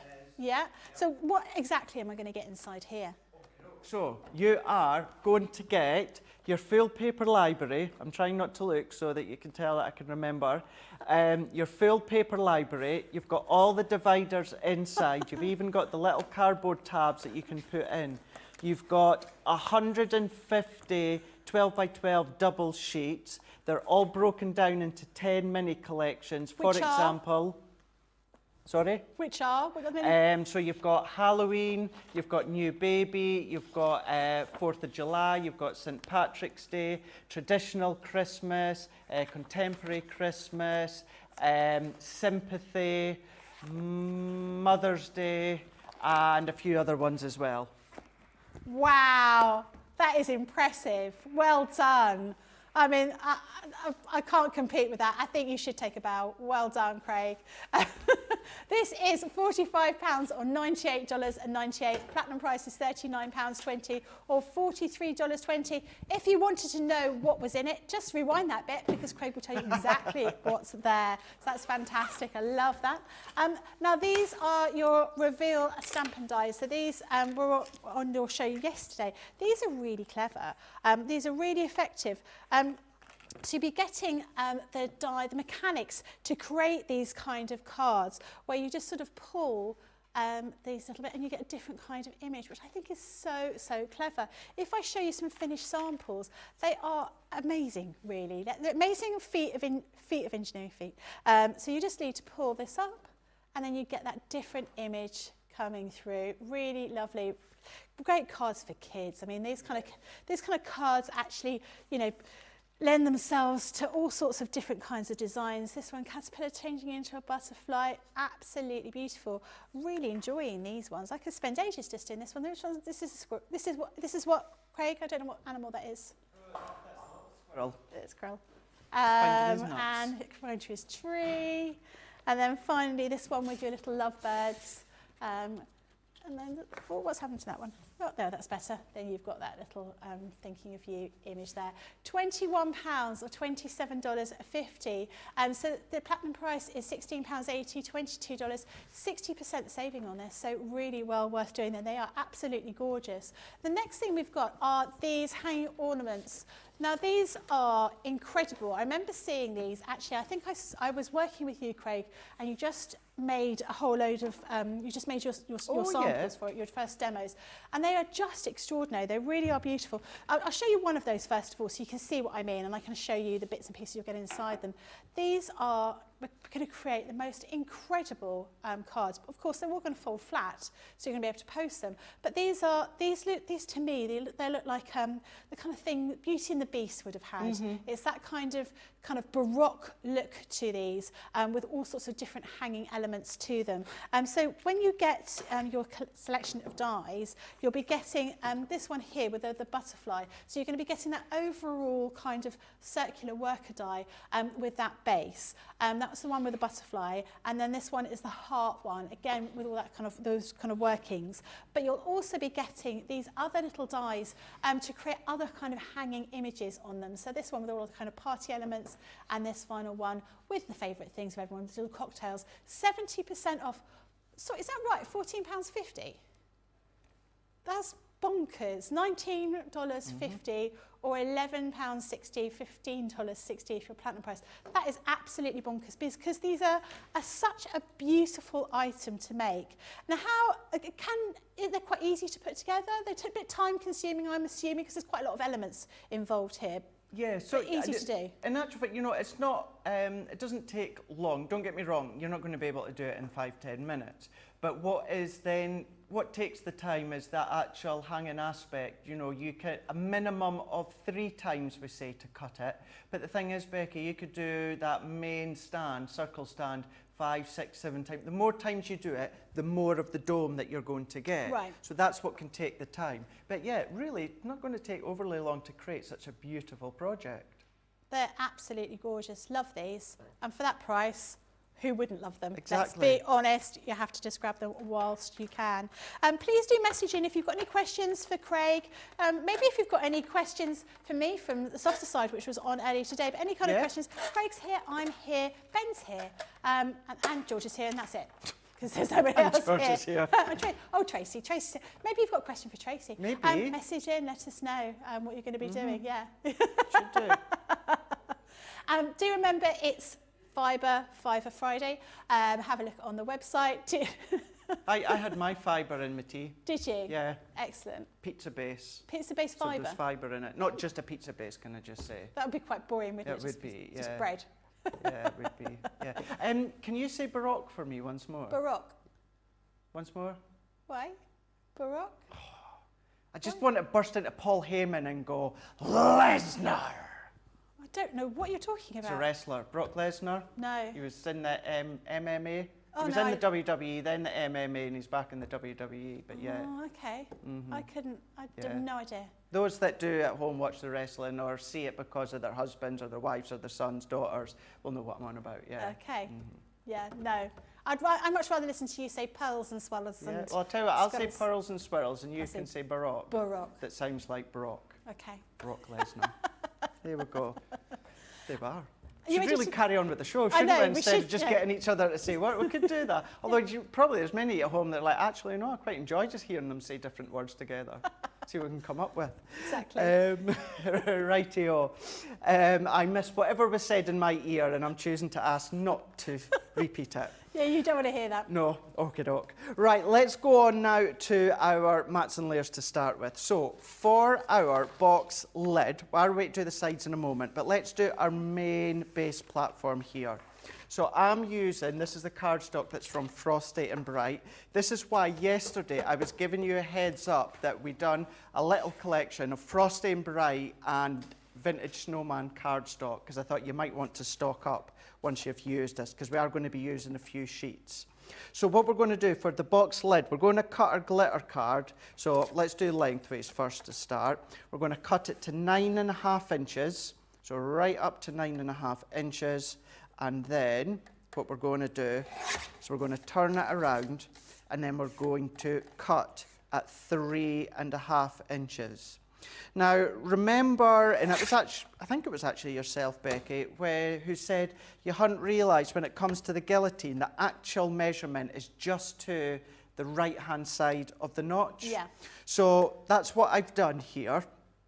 And for what I'm away to do next is kind of key, because I'm away to do a black mat and layer. Now, you know what I'm like, mats and layers, 1/4 inch increment. I don't actually want it to be 1/4 inch. I want it to be really quite shallow. So what I then do is, let's go back up to 3, so they were our 3.5 inches, and I'm up against the right-hand side of the line. Yep. What I'm going to do is I'm going to move it along, Becky, maybe about 2 millimetres to the left-hand side. Okay.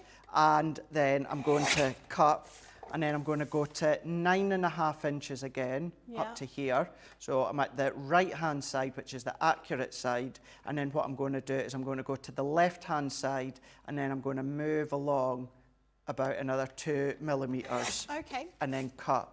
And then that is going to give me a really fine black mat and layer.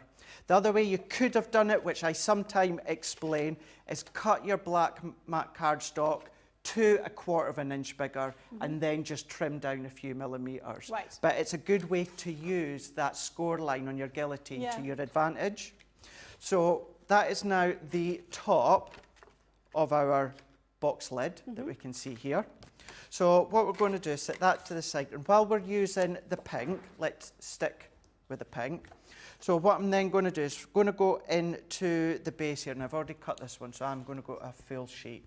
So what I'm then going to do here is, if I come along, I'm going to go in lengthways again, so the box base. So I'm going to cut to 9.5 inches. Actually, no, that was 9.5, wasn't it? So I can use that. Up to 9.5 inches. And then what I'm going to do is I'm going to turn it around, and then I'm going to cut to 2 inches. And then I'm going to do the same again. So it's already 9.5, and I'm going to cut to 2 inches and then cut. So then this is what's going to give us our, there we go. Let's go to the box base, Craig, that you're wanting to do. That's going to give us our panels there. So we'll do our little black trick in a moment. But then this other bit that we've got left over, or start a new piece, that's up to you. What we're needing to do is cut this side here. Okay. So we're then going to come along, and it's already going to be, he says, once we've cut it, at 2 inches, and we're going to cut at 3.5. And we need 2 of them. So 2 of them at 3.5. So just quickly, just to recap, for the lid of the box base, I'll start that again. For the lid of the box, we've cut our pink to 9.5 inches by 3.5 inches. And then for the box base, what we're then going to do is we've taken 2 of these ones here, which are 9.5 inches by 2 inches. And then when it comes to the side panel, I've got 2 of them, which are 2 inches by 3.5 inches. Okay. So I'm going to set that one to the side. Showing you the little trick for our box lid, which is there. Yeah. And then what we can do is take in some more black cardstock. We're going to do that little trick again. So as I say, this is 9.5. So let's pop my black cardstock 9.5 to the right hand side of the score line. Let's go to the left and then just about 2 millimeters or so and cut, turning that one around. And then this time we're going to go once again, so 2 inches to the left hand side of the score line, and then just a couple of millimeters. Okay.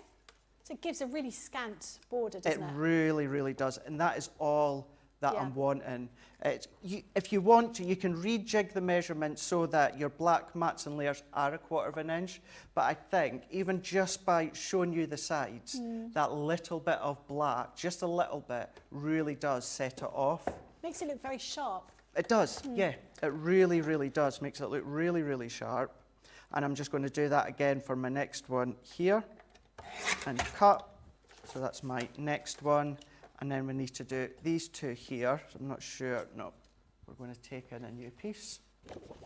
So let's take our new piece in now.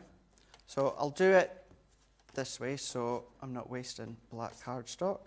So that way is 2 inches. So let's go 2 inches to the left and then just a couple of millimeters and cut. And then, of course, with that one there being 3.5, we'll go up to 3.5 to the left-hand side and then plus a couple of millimeters. And we can do that one again and then cut. So that is all our mats and layers done for the side of our boxes. So I'm going to set that one all to the side there and there. And do you know what I realised as well? I've assembled the box, and the box base. It wasn't the box base I needed to assemble first because I've got to put my mats and layers on. Oh It's dear. not a biggie. We can still do it. Yeah. It does make it easier if your boxes are flat before Yeah. you assemble, but it's no biggie. Was it me chattering away at the No, time? no, it was just me. It was just me, yeah, so don't worry. Like I say, it's not the end of the world. It'll No. still work. It's just sometimes it's easier to do it without. So that is our elements for our box base. And then before we take a proper break, let's just cut our elements for the box lid. And then we can then come back, and this is when we can really dive in to our dies. So for the box lid now, we're going to go into this gorgeous, look at that ice blue. It's lovely, isn't it? And that's all part Shadless. of that Frosty and Bright collection. It is indeed, yeah. All from the Frosty and Bright. So therefore, what we're going to do is for this one, for the box lid, we're going to come all the way along to 9 and I'm just wanting to check something here. Wanting to check my measurements for a second. Yep, I was right enough. Just want to check. You know when you look at your instructions and you think, Yeah. was that right? But yeah. So we're going to come along to 9 3/4. Yeah. And we're going to cut. And then what I'm going to do is I'm going to turn that one around, Becky, and we're going to come up to, just pause just for a second. I'm looking at my measurements. Oh, yeah, it's not, yep, there we go. So we're then going to come up to 1.5 inches Okay. that we can see here, and we're going to cut. So we need 2 of these ones. So we're going to cut, and then we're going to cut like so. What made me pause there is because remember, your box lid is shallower. Yes. So remember, that's why that's going to be shallower. So that's them. And then what we also need to do is our box sides. So we can always just use this little scrap here. So once again, we're going to cut to 1.5 inches, like so. Yep. And then this one, we're going to cut at 3 3/4 there. And will I get one more out of it? I believe I will.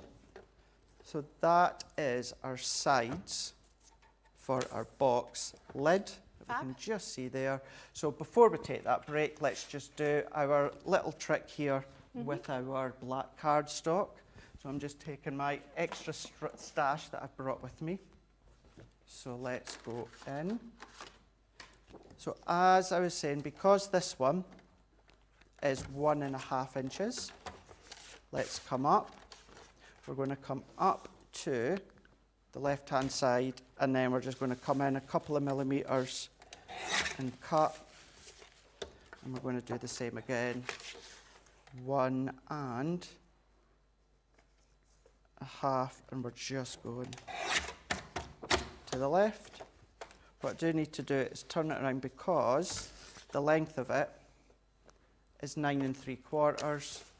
We're going to come up 9 3/4 as we've been doing to the left and a couple of millimeters. We can do that one, and then we can then do 9 3/4 to the left. So that's going to be our mats and layers for that and that. And then let's take our last two pieces for now, and then we're going to do these ones. That one, 1.5 inches. So let's come up to just to the left of the 1.5, and then we're going to cut.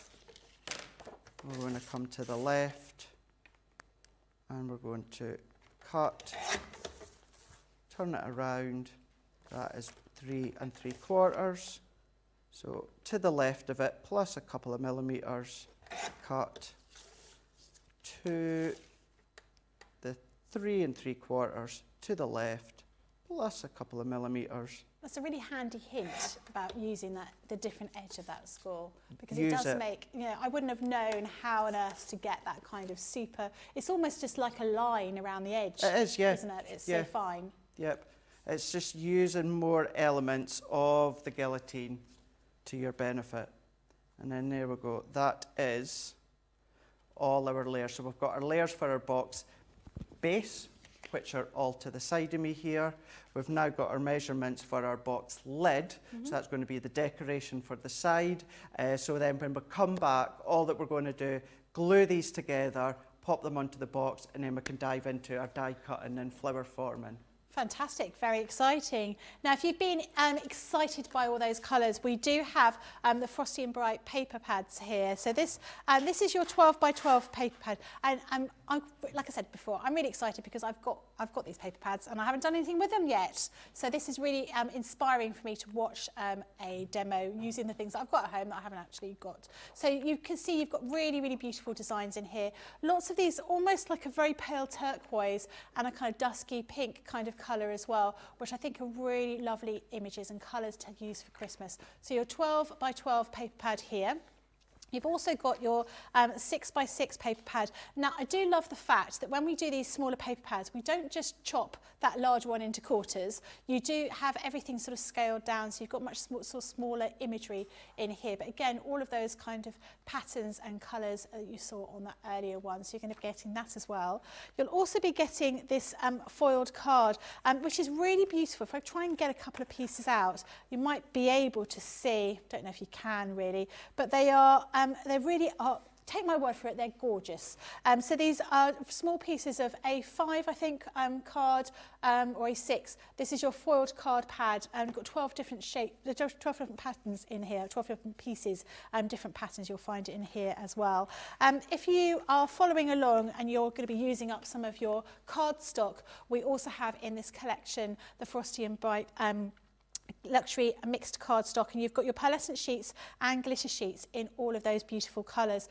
This is using the blue and that kind of pink colour that Craig's going to be using in the show. So the price for this is £34 or $47. That's £27.20 or $37.60, and that's actually a 20% saving, so worth having today. The next thing we've got are some ink pads. So these are our water reactive ink pads. The first colour we've got is a green topaz colour. So all these colours are going to work perfectly with this collection that you've got here today. Then you've got the lagoon colour, much sort of darker blue. You've then got Bordeaux, kind of rich, reddy brown. You've got your pumice, which is a very sort of steely kind of grey, your crushed velvet in that dark Crafter's Companion purple, and also your lemon tonic here as well. £28 or $42. Platinum price is £22.40 or $34.37. So we're going to give you a couple of moments to check out, catch up along with that craft along, and we'll see you in a couple of moments. I have to tell you, every single person works tirelessly behind the scenes, and I can't just give a shout out to one person, because for me it has to be John, Tracy and Jake. Going to give a shout out to our backstage hero, and I'm actually going to say heroes. It has got to be our product coordination team. It's got to be.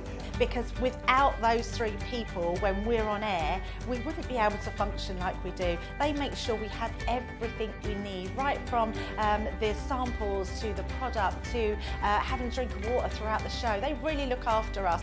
You see us day in, day out, 7 days a week, live on TV. We're crafting away, we're hopefully inspiring you. Every single card, every single product, every single tool that we touch has come from product coordination.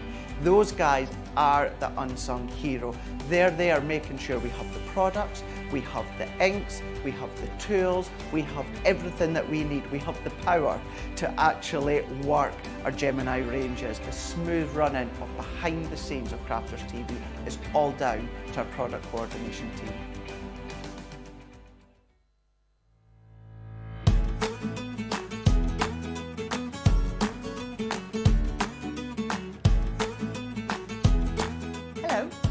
Robinson, and I am having an absolutely fantastic time up here working for Crafters Companion. So my crafting journey began back in, I have to get this the right way around, 2001.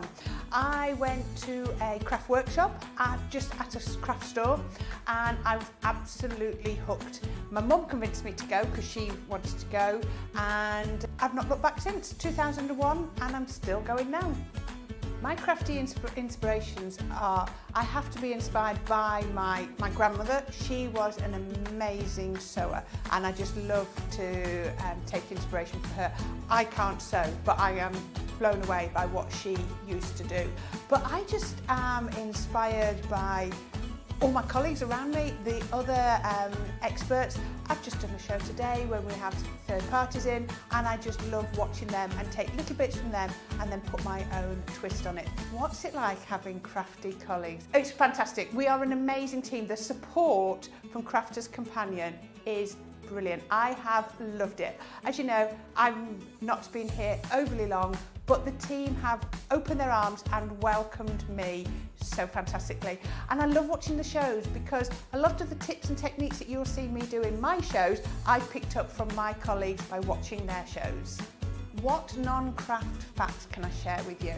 I have my pride and joy at the moment is my gorgeous little Cavapoo dog. I absolutely love her. Miss her like mad when I come up here. Elsie's at home with my husband. What is my biggest crafting success? Oh, I just think it was the day I was able to give up a 9-to-5 job and be able to come and be a craft demonstrator full time. And then the excitement when I came to join this team was amazing. I just think that has to be up there at the top for me.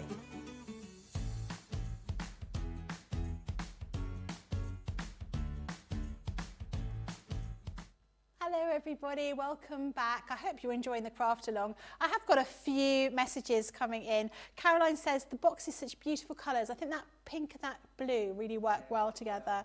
Bubble and Squeak said the non-shed glitter card is absolutely gorgeous and the colours are sparkling. There's something about using that versus ordinary glitter card. Ordinary glitter card always made my teeth go on edge when I put it through the guillotine. So I really like, and I like the fact that I don't have glitter all over my hair, all over my craft room. It's definitely worth doing. Yeah. So hopefully you've caught up with Craig. Hopefully. We're going to carry on with the craft along. Absolutely, yes, we are as well. Just to point out as well, the instructions for all of this, I'll pop onto my Facebook. These will go up either tonight or tomorrow. My craft along from yesterday, 'Tis the Season, that's going to take a few days extra because I need to write them up. Okay. I didn't have them written up because I knew them by memory, whereas this I had to write it all down. So this will go up within the next 24 hours. 'Tis the Season. It will be early next week, but it will be coming. So just in case you think, hold on a minute. Wait a minute, he's done the 'Tis the Season the other day and he's not even got that up yet. It is coming. I just need to type them out first. Okay. Right, we're going to crack on. I just need to correct myself on one of the measurements. I knew I should have gone with my instinct, my measurement. These two large ones of the glitter that we done, what we do need to do, we've cut them to 9 3/4 of an inch. We actually need to cut them to 9.5 inches. Oh, right, okay. So just a little bit smaller. So we're going to do that one to 9.5 inches. And then what we'll need to do as well, with the black strips that we've done, we just need to adapt them. So once again, let's go up to 9.5 inches to the right hand side. We'll go to the left and we'll go over into a couple of millimeters. So once again, 9.5 to the left plus a couple of millimeters. That's us done now. There we go. So that's us. So what we can then do, let's move that out the way for now. I'm going to bring in my tape runner. And within this Facebook Live, I'm using Facebook Live. I'm on TV. This is work, and the other bit's when you're at home. Yes. Because we've got so many components to this, I'm using my tape runner. Yep. Because if I'm at home, my original finished sample, I use my double-sided tape. However, on a craft along, with all these components, that would take, I would say in total, that would probably take me around about 10 minutes of applying my double-sided tape in total, and 10 minutes in craft along time is a lot. So I'm using my tape runner instead. And we've got the tape runners back in stock. We do now, indeed. we? So why absolutely. Yeah. So there we go. So there's first two. So we're just working on our box base at the moment. So working our way around. When it comes to any layers, whether it's tape runner, whether it's my double-sided tape, whether it's my red liner tape, or whether it is my tacky glue, any adhesive on my mats and layers, what you'll see me do, Becky, is go all the way around, and I always put a little bit in the middle. Is that just habit? It's habit, but what it does is it grounds that whole level. You know, all of our cardstock is incredible quality. So what I'm away to say, the chance of it happening to ours is very slim. Yeah. But sometimes what you can get is maybe over time condensation, hot air, or that you can start to get maybe a little bubble or a bulge just starting to fill up. So, and it's very subtle, but sometimes it can be obvious with other branded cardstocks. So just putting that tiny little bit of tape into the middle, it just stops that from happening if it is going to. So what we can then do is let's now go onto our box lid panel, and we're going to go all the way around once again. So for something this long here, what I would just do is a couple of little applications of our tape runner, and we're going to put that in. So with the crackers that you've made on a Facebook Live, did you make them a specific size to hold something in particular? The crackers? Yeah. So the way that the crackers form together, they all form to one specific size. Right. And, you know, it's kind of ironic that when I came up with the idea, I didn't actually have anything in mind to put in the crackers. Right. And it was during my Facebook Live, because let's be honest, lots of things that I do box-wise, I always think, here you go, you could put your Yankee Candle tea lights in. You can put your Yankee Candle wax melts in. I actually didn't have any of that idea. I just thought it'd be nice for you to put whatever you like in. Yeah. Until, forgive me, I can't remember who it was that said, in my Facebook Live, Craig, will these hold Yankee Candle tea lights? And I was like, do you know what? Give me a second, I'll go and run downstairs and I'll get one of my many, many boxes of tea lights. Yeah. And it absolutely does. I'm just going Wow. to bring this in. I did wonder, because I did think maybe I could see something that was Yankee Candle. And I know you do like your Yankee candles. I do indeed. Now, if you are a tea light lover, you'll know that so many different tea lights are different widths and thicknesses and that. Yeah. So all that I can say is Yankee Candles tea lights, it fits perfectly inside, and you get It is perfect, isn't it? you get 7 of them. Yeah. But you've still got a little bit of give. So Yeah. if you've got some cheaper tea lights that are slightly wider, Yeah. they will still fit in there That's as well. great. So yeah, a little gift, inexpensive tea lights. Yeah. You know, maybe even just put 6 in, a little bit of tissue paper to hold it down, something if you don't want to put an odd number of 7. You can absolutely do that. So no, I didn't have any intention to put anything in the cracker until It was meant to be. it was meant to be. Yeah. It was absolutely meant to be. So yeah, you can do that, anything like that. Even one of the tiny little miniature bottles, Yep. it would fit one of them. So yeah, have a look and see what you want to pop inside. So we can pop that into there. And then one of the questions as well is myself and actually Debbie Robinson, we were talking about this with our Facebook Lives, because some of them that we do is we're just really excited about a product that we're launching, so we want to do a Facebook Live about it. Yeah. But what we also want to do, and we have been doing, is we don't, because we do them off our own back, Becky, Yeah. we don't want to just, to be honest, to the viewer, we don't want you guys at home, okay, we're doing it off our own back, but we don't want you guys to think at home, oh, you're only doing your Facebook Lives to try and get extra sales, Yeah. like some people do. Yeah. And that's not a bad thing. What we want to do is, we're crafters. We've got all this Crafters Companion products. Sometimes we don't even get to reference it back on air because it's sold out. You know, by law, if it's sold out, we can't properly demonstrate it. So we like to take the opportunity on our Facebook Lives to use past products. Yeah. That's what I've done with the scoreboard. So therefore, it's not in stock anymore. But you can still, people were finding it on Amazon, people were finding it on eBay. So if you Okay. really do want it, you can find it out there. It's just we don't have it. Yeah. I know we don't have it. I purposely done it because we want to try and incorporate older collections as Yeah. well as newer collections. So And that's a good thing, isn't it? Because otherwise, you know, we're always just going to show you the latest thing. Exactly. And actually, you know, you've all got these things at home. Of course. And, you know, like you said, with the winter white, it went so Yeah. quickly, no one had chance to have a look at it. And I remember looking back and trying to find some sort of inspiration, and there was hardly anything because it went too quickly. that's it. Yeah, and that is an absolute prime example. One of my Facebook Lives, I'd put a shout out saying, what would you like to see me do on my next Facebook Live? The top 2 items was our templates, Yeah. you know, the big bow, Yeah. and there was the flower and the butterfly. That and the winter white. And the reason being, the winter white sold out too quick. There's not Yeah. enough inspiration. Could I do it? So because it was my Facebook Live, what I done is I incorporated both of them. So I demonstrated the big template bow, but I used the winter white collection. Nice. And in this Facebook Live, okay, craft along. I'm in craft along, not Facebook Live. And He's going to walk out in a minute and go and make himself a cup of tea. yeah, I Thinking know. he's- Get my slippers on. Yeah, and although in this collection I'm not using winter white when it comes to papers or that, but I am using the poinsettias, I'm using the stamps and even the white foam, just to show that you can still be using these elements elsewhere. So there we go, that is now my sides for my box base.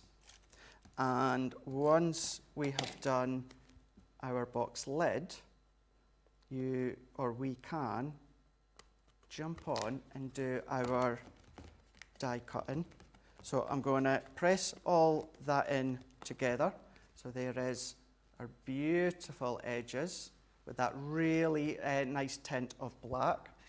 And this is where I'm going to show it is easier to do all these elements before you assembled it, but hey ho, I've done the assembly of the box base.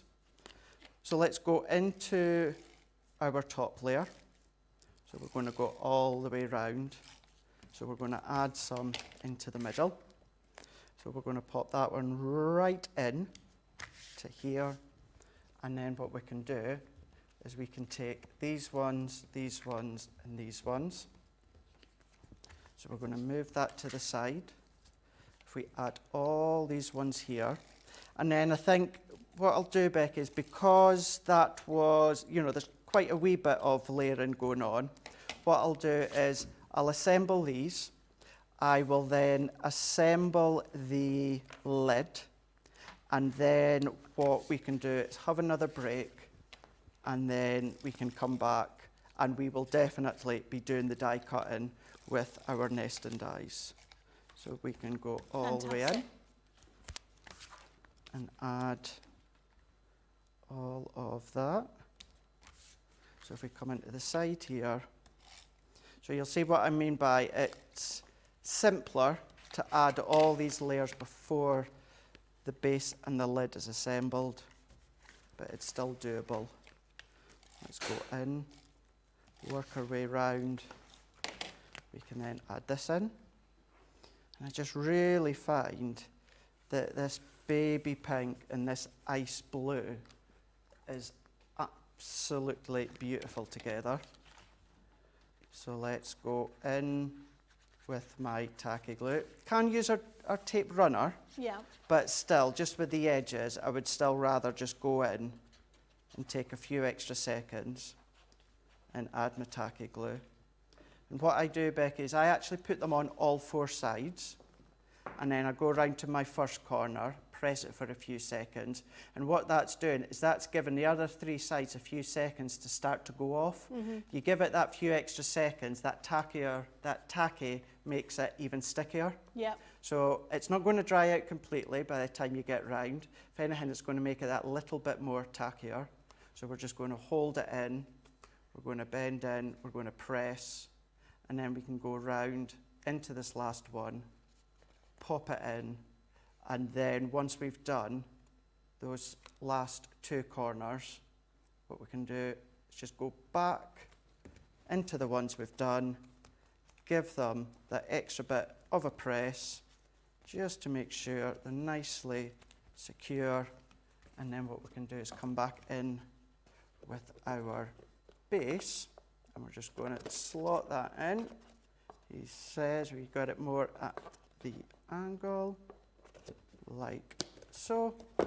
We've then got our box lid and our box base, all beautifully done, all beautifully decorated, and that is us ready for when we come back. We will dive straight in and we'll start to do our die cutting. Lovely. So these are your Christmas nesting dies. So this first one is your Yuletide blooms. You can see just how intricate these all are. So you can use them together, or you can use all those individual dies separately. The next one is your festive foliage. Then you have your Starry Night, which is a much sort of longer one here. Then we've got this one, which is holly and berries. And then you'll get these two for free. So this is Sparkling Snowflake, and this one is your beautiful baubles. So the price for this is £63.95, $74.79. Platinum price is £51.16 or $59.83. You could get them separately, so you're two for £24.50. or 2 for $28.50. So there's definitely options. Have a look on the website, but always the best option is to get everything in together. The best deal is to get everything together. But you're also going to get that Centura pearl, so you're going to get 10 sheets of the cherry red Centura pearl in there. Now, if you do want your Centura pearl and you're keen on what Craig's been doing, we do have our A3 Centura pearl. So this one is your ivory, which is almost like a kind of, it's almost kind of a custardy kind of colour to it. It's really, really nice colour here. You've also got your snow white hint of gold, which is, it's very difficult to get that sheen here. You can't quite see it on screen, but it is a really beautiful kind of colour here. And then finally, you've got your fresh white. So if I hold those two up together, you may be able to see the difference in those colours there. So the price for this is £24.98 or $36.98. So it's 65 sheets altogether that you're going to be getting in that collection. So that is definitely one worth doing if you're keen on making those boxes, or if you're keen on using that A3 Centura pearl. We've also have these, quite frankly, incredible little dies here. These are really, really clever. These are your these are like the hanging ornaments. So if I show you what the dies look like when you're actually going to be getting them. So you've got a heart-shaped one, and you've also got a sort of circular one. They're going to be something that folds flat, enabled to use to post them. But when you actually put them together, if I hold this up, this is just amazing. They are so clever. These are they just look beautiful. There's so many different elements that you've got in here. So you get that kind of worker die to create that overall shape. And then you also get those things to hang in the middle. I'll show you a couple more here. You've got this heart-shaped one here as well. Here, that looks incredible with that black and pink colour that you've got here too. You also get these sort of hanging elements to it too. So if I show you what the worker dies look like, you'll get them, they look like this, and you cut out multiple layers of those and you put them together. So that's a heart-shaped one, and that's your circular one. And they come with those little things to hang in them. But we also give you the dies that could create other kind of hanging elements. Now, of course, you could use your other dies that you happen to have, but why not go for this whole collection? You've got sort of more sort of festive, you know, sort of, cupcakes and presents here, but this one's sort of more cocktails and frivolity, I would say. For an incredible price, £14.50, $19.50, or platinum price is £11.60, $15.60. This has to be, you know, the key thing for you to take along with you today, because this is such a good deal. So have a look at the website. Do remember a Fiver Friday, and do remember that summer sale while you're looking on the website anyway, but definitely pop these in the baskets. This is where they're going to be going for me. I'm definitely going to take this one home. We're going to carry on with the craft along, aren't we, Craig? We are indeed. Let's dive in. Let's do all of the die cutting now. So we are going to be using the holly and berries. So let's bring in our plates. For these ones here, I will always put in my metal shim when it's our shedless glitter card. 9 times out of 10, Becky, if not 10 times out of 10, it will cut the shedless glitter card without the metal shim. You'll just need to spend a lot of time poking them all out. Okay. But just for extra security and time, I always just add in my metal shim when it comes to our dies. So we're going to go in with our main die here. So what we're going to do to start with, let's take some of that teal cardstock that we've got. Now, I'm going to use a little bit of that excess we've got left. And then for pressure for the Gemini, I'm going to give it a helping hand by cutting away all the excess card that I don't need. The more card... Sorry? Why is that? Why would you do that? So the more card, yeah, although there's no pressure die-wise over the top, the more card, the machine, your die cut machine, senses that there's another layer there. So it tries and spreads out the pressure. Right. So therefore, if you eliminate as much cardstock as you can, that just means that the rollers, the pressure is going to focus all on that die. So it's a little helping aid to your Gemini or any die cutting machine. And what I'm going to do is I'm just going to tape it in. I'm going to turn it in at a little bit of an angle, but just ensuring I've still got that full plate. And what I also love about these when it comes to the Junior, at first hand, okay, we've done most of it with scoring, but you would not think we've done that with an A5 die cutting machine. No. You know what I mean? Yeah. You know, we've done the box with our scoring, but all of the die cuts, even when it comes to the poinsettia, all done when it comes to an A5 die cutting machine. So that's what I love, is it's these little things as well. You just think, wow. Judy says, do the dies work for something other than Christmas? Are they too Christmassy? So, really, really good question. The other one of this size, now I wonder, in a moment, between now and the end of the show, what I'm going to do is take, I'm going to nip through to our green room, because what I've got is a couple of other, it was demos in case we needed them. Yeah. There's one that I've done as a Halloween card that I'll show you, and that's with one of the square dies.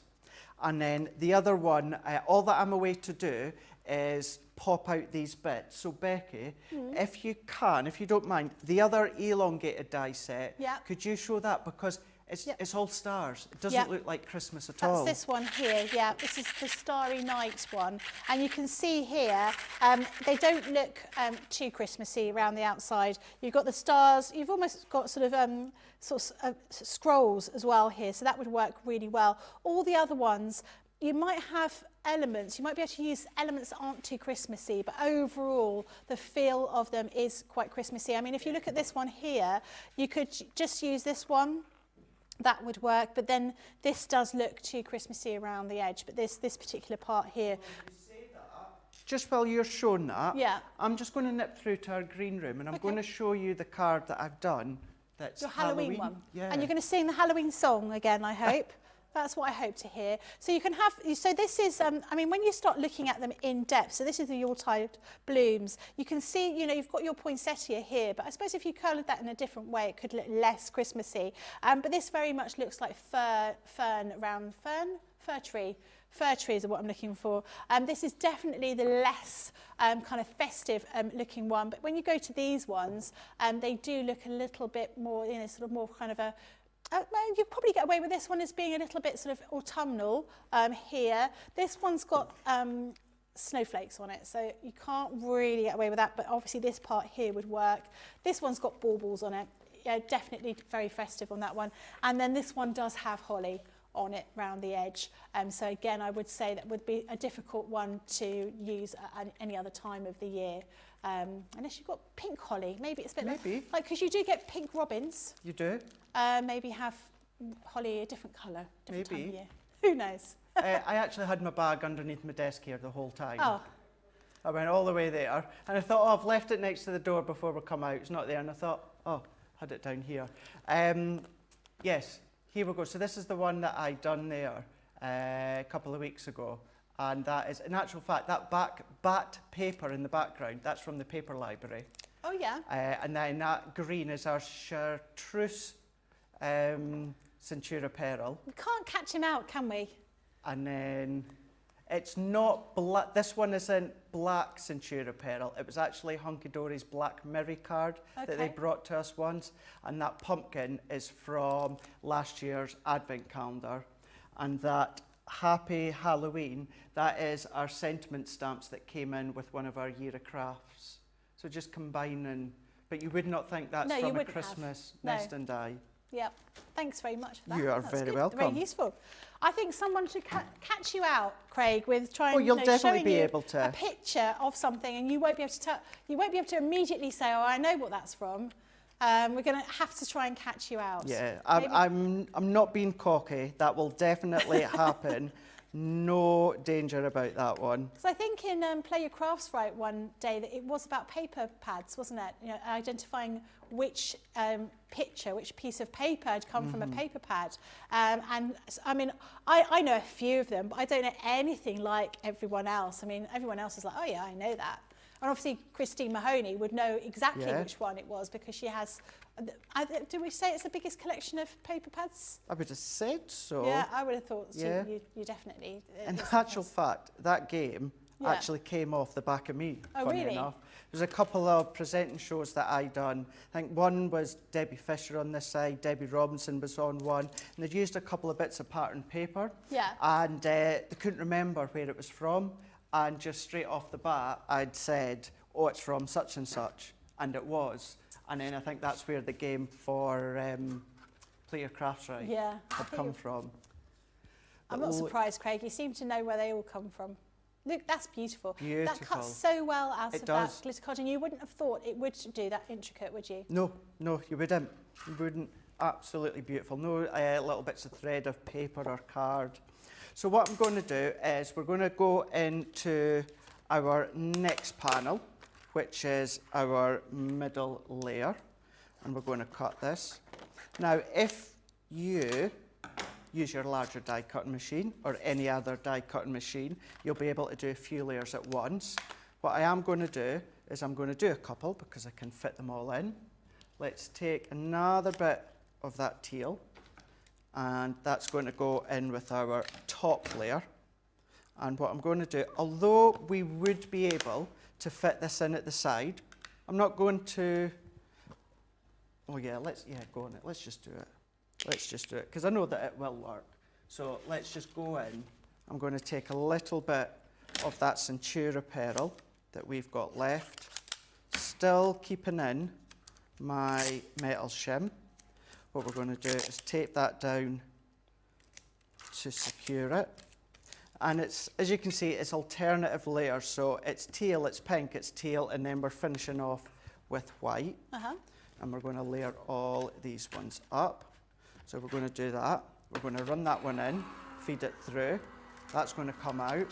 And then we're going to cut these again in black, what I like for time. So we'll cut these again in black because it's just adding that bit of black all the way around. Yes, we've done it around the edges, but by continuing it as a drop shadow, it just finishes it off nicely. And it really is worthwhile doing. So let's take all of these ones out. I'm going to come in with my tool and pop these bits out into here. So work our way in. I don't have one of those. Have you not got I feel one? I need one. Oh yeah, I would say you do. I spend ages there poking things, out with my poking tool, and it would make a really big difference. It's one of those, if I'm at home, if I've got a little bit extra time, not that happens a lot, but if I do, I will sit and poke the bits out because I actually find it quite therapeutic. Yeah. I'll just sit. And it's something, as you do it a lot, if you do, you get quite quick at it. Because what I'll tend to do is I'll just sit like that and then I'll just work my way through and just keep going all the way down. So yeah, it's one of those things you can get quick at. But we can then take these ones out. I love how intricate our dies are because it really does make a difference, doesn't it? It does. I've purchased dies or got dies free with magazines that are quite intricate, but they won't cut properly because they're pretty much just a flat piece of metal. They don't really have the depth to be able to cut. But they don't have this kind of intricacy that we've got in these dies, and they are absolutely stunning. And they always seem to come out so well. They really, really do. It's, don't get me wrong, our dies, size-wise, proportion-wise, it's all done to specifications perfect for the Gemini. So if you've got a Gemini range of any of our die cut machines, size dependent of course, that fit, you're going to get that perfect cut. Absolutely spot on. But in saying that, if you do have another branded machine, you're still going to get that crisp, clean cut every single time. It's all you need to do is rejig your plate configurations depending on the machine. Most of them, you'll find when it comes to wafer thin dies, which are pretty much all these silver ones, the plate configurations are usually quite similar. It's when it comes to 3D embossing or embossing folders that they tend to change a lot. What I mean by that is, say for instance, you use our Gemini. So your Gemini plate configuration will be what we tend to do. For tonic dies, it's the same plate configuration. Spellbinders, same plate configuration. Dawn Bibbies, same plate configuration. Our plate configuration will change on Spellbinders 3D folders or Right. Tonics 3D folders because of the depth of the folder. That's Right. what changes. But die cut and sandwich plate configurations, these tend to just stay the same. So it's always easy to remember. Yeah. So we can take this last one out. We were talking earlier about your Facebook Lives. Jessica says, I like the Facebook Lives because they're very inspiring. I like seeing other cards and projects other people have come up with. And I think that is a key thing about our Facebook pages and the Facebook groups that you join, not only for paper crafts, but also for sewing as well, Yeah. where you can all sort of share your makes, because we find it inspiring to see what other people have made. You know, and it's interesting to see, you know, people have chosen to use things in a slightly different way. So we always like to see that. Yeah. Judy says, it's great. I'm so mesmerised watching Craig. I love the Halloween demo. Monique says about colouring some of the dyes in a different way, and then they can make them look more spring-like. Yes, Yeah. you could definitely do that. So there's definitely sort of more that you can do than just sort of course there is. traditional kind of festive Christmassy looks. And actually, you know, this time of year isn't just about Christmas, is it? It's about, you know, all the holidays and winter. So if you're That's a going to good be point. doing a card for someone's birthday that happens to be in December, you might want to do more of a wintry kind of card. It's not necessarily a festive card. Or, you know, on the other side slightly, Thanksgiving. Yeah. So, you know, your oranges and your reds and your browns, all these sorts of colours as well. So, yeah, it's one of those things where once you get them home, they are your die sets. They are your stamps. You want to go completely wacky with the colours, you can absolutely do that. You can do whatever you like when it comes to creating your cards and your projects. So, you know, don't be ashamed, don't be embarrassed. If you just want to get creative and go all out there with your different colours, do it. Absolutely do it. And you're right, using a certain colour scheme would immediately make you think of something different. So if you use sort of greens and yellows, even with those quite festive dyes, you'd immediately think, oh, that's a springtime card. You might not look necessarily very deeply. So if you used more of, perhaps you had more of a floral dye, but you used it in reds and golds, you'd immediately think Christmas, wouldn't you? Of course you would. Yeah. Yeah, of course you would. And you'll sometimes find some out there will say, you know, maybe try not put this colour and that colour together. I will always say try it. I know a lot of people will say, some people will even frown upon putting ivory card and white card together.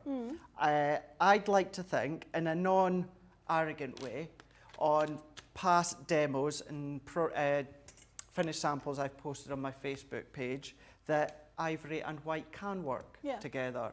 And the reaction that you get, or I got from it, was really, really lovely. So once again, I'm going back to Becky saying, it's your die set. You choose whatever colour you want. Just because you've heard someone say, if you're a new crafter, you've heard someone say, oh, yeah, oh no, ivory and white don't go together, don't do it.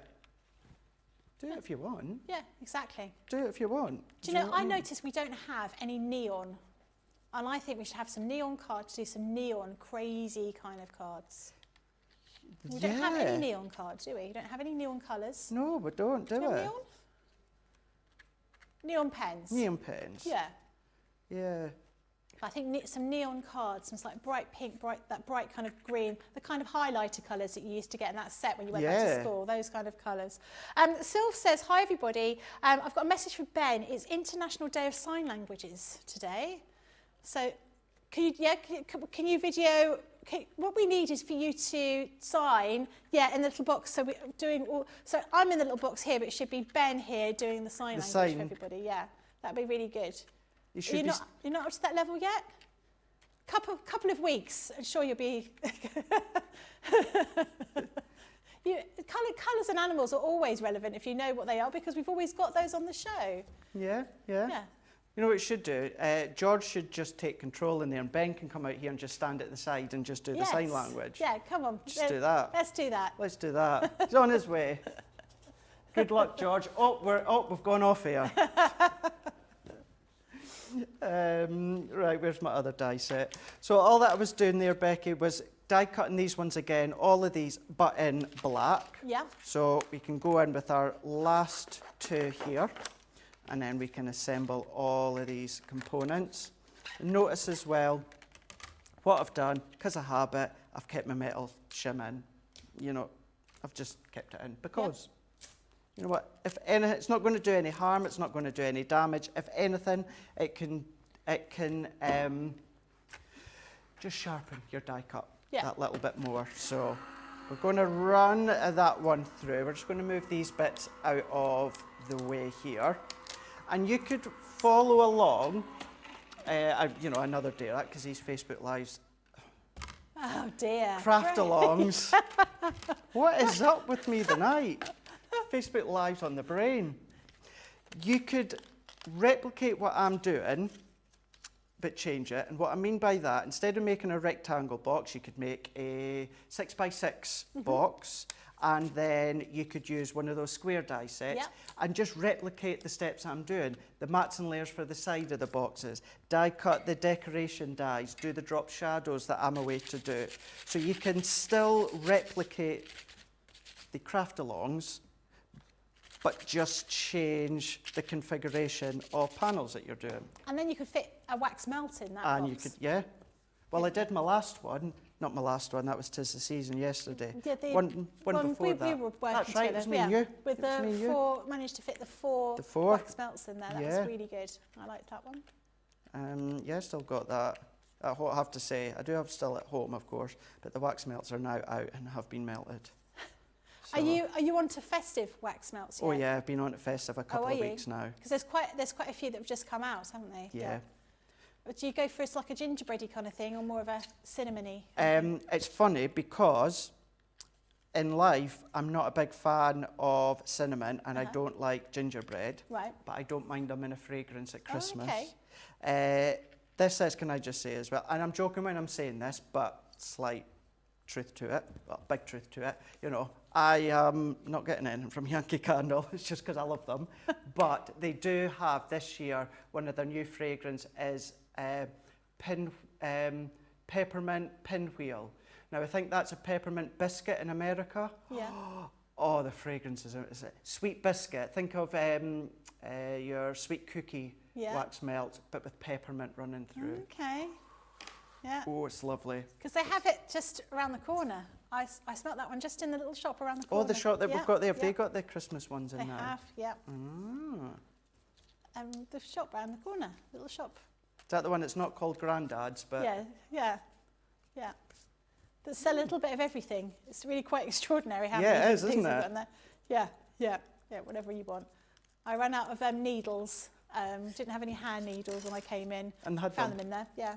And also, it was when I saw your photo. And you know, you can buy a 6 kilo pack of sweets if you want to, as well as I don't know, like candles and bean bags and you come out with half a ton of dog food if you want. You go in for needles and you come out with big bags of sweet, dog food, Yankee melts, and candles, fancy dress costume, a new lock for your door.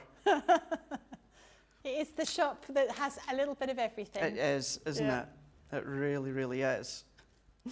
Right, so now that we've got all of our layers cut here, so we've got our base, we've got our middle, and then we've got our top with our black components as well. So we've got these ones there. So that's the colours we've done. Let's do a drop shadow. Then we can take a break, then we can come back, and then we can do our poinsettias and then just bring it back together. So fantastic. I'm going to use my dotty tape runner for these. And I do think this will be the first craft along that time will defeat me. And we'll get a couple of poinsettias done. But I think the remaining ones you're going to have to do once we come off air. Okay. But you'll see from my finished sample where you're going to pop them. So we're going to go in and we're doing our drop shadow. Drop shadow, best way I can explain it to you is hover right over the top, then I pull down to the bottom right-hand corner. Okay. So let's just lift that up, hover right over the top. Let's just hover right over the top, pull down a couple of millimeters to the bottom left, and then press. That's given us a little bit of Lovely. a drop shadow Yeah. that you can see there. So I'm going to do the same with this one here, all the way round into here, like so. So just make sure there is a right and a wrong way if you're doing a drop shadow. There. We're going to do this one here. There we go. What I think we might actually do, Becky, when we come back to me, Yep. we'll assemble these onto the box. We'll do the sentiment, so that's all been done, and then we'll at least maybe get a couple of poinsettias done. Okay. So at least by the end of the Facebook Live, we'll get it. Craft along. Craft along. What's that, like Oh my 5 times? goodness. Oh dear. You're going to be fined each time I you am, say I'm an craft. Oh, right, I said it wrong. You're right, Ben. I've never known myself to do that either. It's stuck. It's just stuck So in my could mind. whoever's watching Craig do his Facebook Live, can you please try and get him to say craft along? Craft by along. mistake. So it offsets. Because I think we've done 3 now. Or is it more than that? It's more. Yeah, I think it's about 5 times I've said it. Next time I do a Facebook Live from home, Yeah. but you see, I'm going to be saying craft along. Yeah. So now I'm going to do this. Once again, let's do it the right way. Drop shadow with this holly. Because this is delicate, I do prefer to use a tacky glue because it's easier to move. It's actually easier to get the adhesive on. And I should actually say, at home, with a lot of time, all these drop shadows, I would still be using my tacky glue. Right. But once again, I am just having to think of time. But we're doing our drop shadow. We're going in with our bit of white into here. So that is now giving us our layers so that when we come back, we will pop these onto our box. We'll do our sentiment, and then I'll at least show you a couple of poinsettias. You can then do the rest, and then that will be us. Fantastic. Lots of people loving the idea about wax melts. Jessica says, I used to break my wax melts in half on my warmer. So I do half a melt of coffee with half a melt of vanilla. Yeah. That's quite nice. Mixology. Yes, Called exactly. mixology, There's yeah. actually a lady that I follow on social media who's based in the US, and she does lots of wax melts, but they look like food, which I believe in the UK you're not allowed to have. My daughter told me you're not allowed to have wax melts that look that they're edible, because obviously they're not, but it's an idiosyncrasy of the EU or the UK. yeah. But she does the most incredible ones, and I keep thinking I'm going to order them, but actually the cost of shipping costs more than the actual melt. So when I go to America, I'm going to order some, have them delivered to my hotel, then I can take them back. Lots of people saying about sign language. Caroline says, I learnt sign language about 12 years ago for work. I don't have much call these days due to a job change, but I used to sign when I worked in a school for special needs kids. I think it's a lovely thing to learn how to do, because you never know when you might need it. No, that's right. Joanne says, my daughter learned sign language in college and went out with a classmate one night, met a guy she thought was cute, signed that to her friend. The guy signed thank you, because he knew how to sign language. That could be quite embarrassing, couldn't it? Couldn't it? That's a little bit like the, it was 4 Weddings and a Funeral. If you Yes. ever watched that film from 1991, 4, whatever, when she meets a guy who has can use sign language. So it's really interesting. Lots of people saying loving what you're doing, saving the video for later, so you can catch up. So do catch up now. Check out your your basket. We'll be back in a couple of moments. Go and get yourself a cup of tea.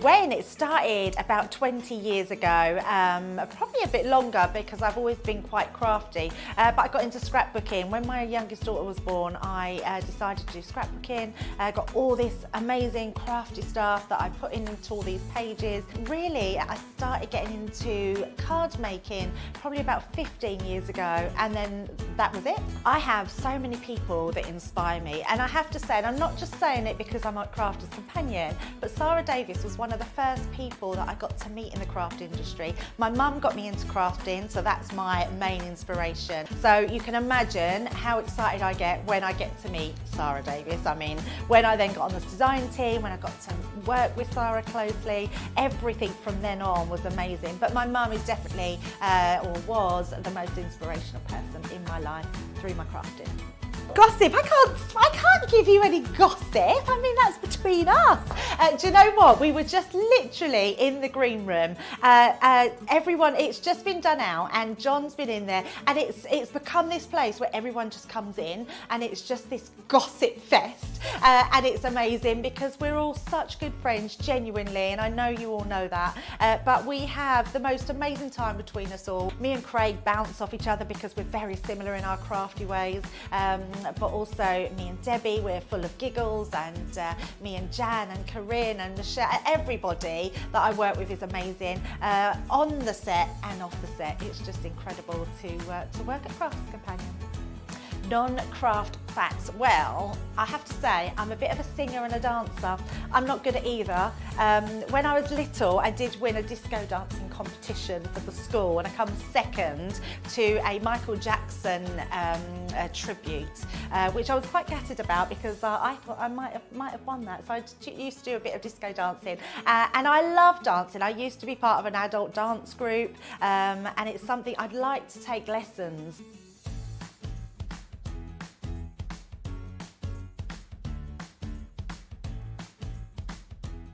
Oh gosh, this is a toughie because there's a lot of core products that we do, and can I have more than one? Because the one for me is the Ultimate Pro. The Ultimate Pro is just an amazing piece of equipment, a core product that I can't live without because I can make all my card blanks from it. And when I mean card blanks, I mean my bases from all sorts of different shapes and sizes, envelopes on there, bow making on there, different shape cards on there. It literally is the tool that keeps on giving and giving. So for me, that's one of the core products that I can't live without. And if the second one was in there, it would be definitely any of the machines from the Gemini family. Hello everybody, welcome back. I hope you've been enjoying the craft along. I mean, I think it's been beautiful. What Craig's making is absolutely stunning. But we thought we'd do a demo of the show first of all. So these are the cards that Mark made a little bit earlier on today. So we're going to go for number 1, which is this one here. Then number 2, number 3, and then we're going to add Craig's finished project in as number 4. So that is there. So if you can get your votes in for us, that would be fabulous. So you've got 1, 2, 3, or 4. So the first 3 are first 3 are Mark's. We're spending a lot of time on that one, which seems a little bit unfair, but that's Craig's number 4. To be fair, I did say in Wake Up Call, I was determined for Mark to get a demo of the day and a demo of the week, and it's come to this last show of the day and I'm like, oh yeah, it's me that's on now, isn't it? Yeah. If it is Mark, I will be still absolutely delighted. But They're all great items, aren't they? So 1, 2, 3, or 4 over there. Get your votes in. Now, we were saying earlier, because you were confusing everybody about the whether it is Craft Along or Facebook Live, Val says, I'm confused most of the time, but it doesn't help, Craig, when you say it's a live and I think I've got to stay up until midnight. So we do apologise about that because I'm not going to be here until midnight, so it's just going to be Craig and it's just going to be dark, really, over there, if he's just going to be here till midnight. But you're going to carry on, otherwise if we don't carry on, we will be here till midnight. Yes, we're going to carry on. I did, you know, I never do bits without you watching and crafting along. I have started to put foam pads on the back of these ones because of time. What I would say is if we don't get time to do the poinsettias, you can always go back and watch my Facebook Live from Wednesday because I done some poinsettias there, but we might have time to at least just do one of them. So I've put these all on the back.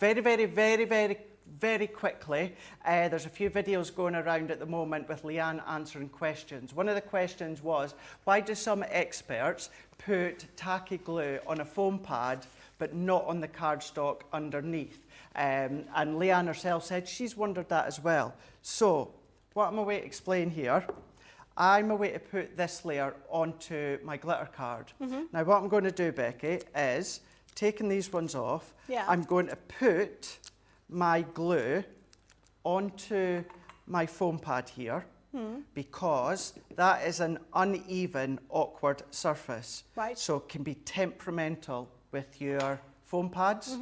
I don't need to do that to my black matte cardstock because it's a fibrous cardstock. Right. The foam pads are going to stick to that, no problem at all. I only put tacky glue on a foam pad when I'm going onto something that is when I say rough surface, I mean like a glitter card or something like that. Okay. So hopefully, if you are one that have thought that question, and like Leanne, I just need to turn my box that way, have also wondered, not too sure why some experts do that.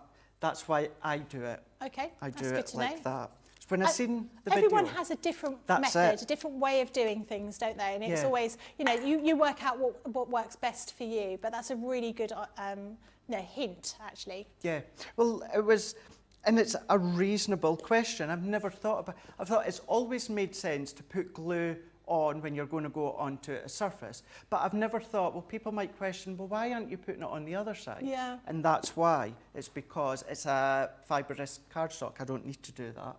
So I just thought I would answer that question. We've already got a result for demo of the show.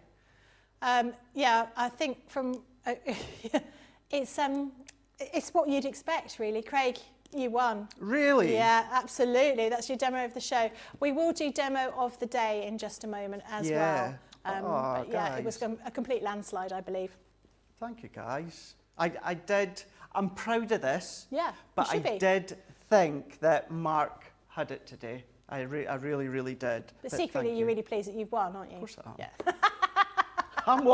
I want another star on that wall, I'm telling you. I've only got one. I've one had star. 9 weeks off. I've got a little bit of catching up to do.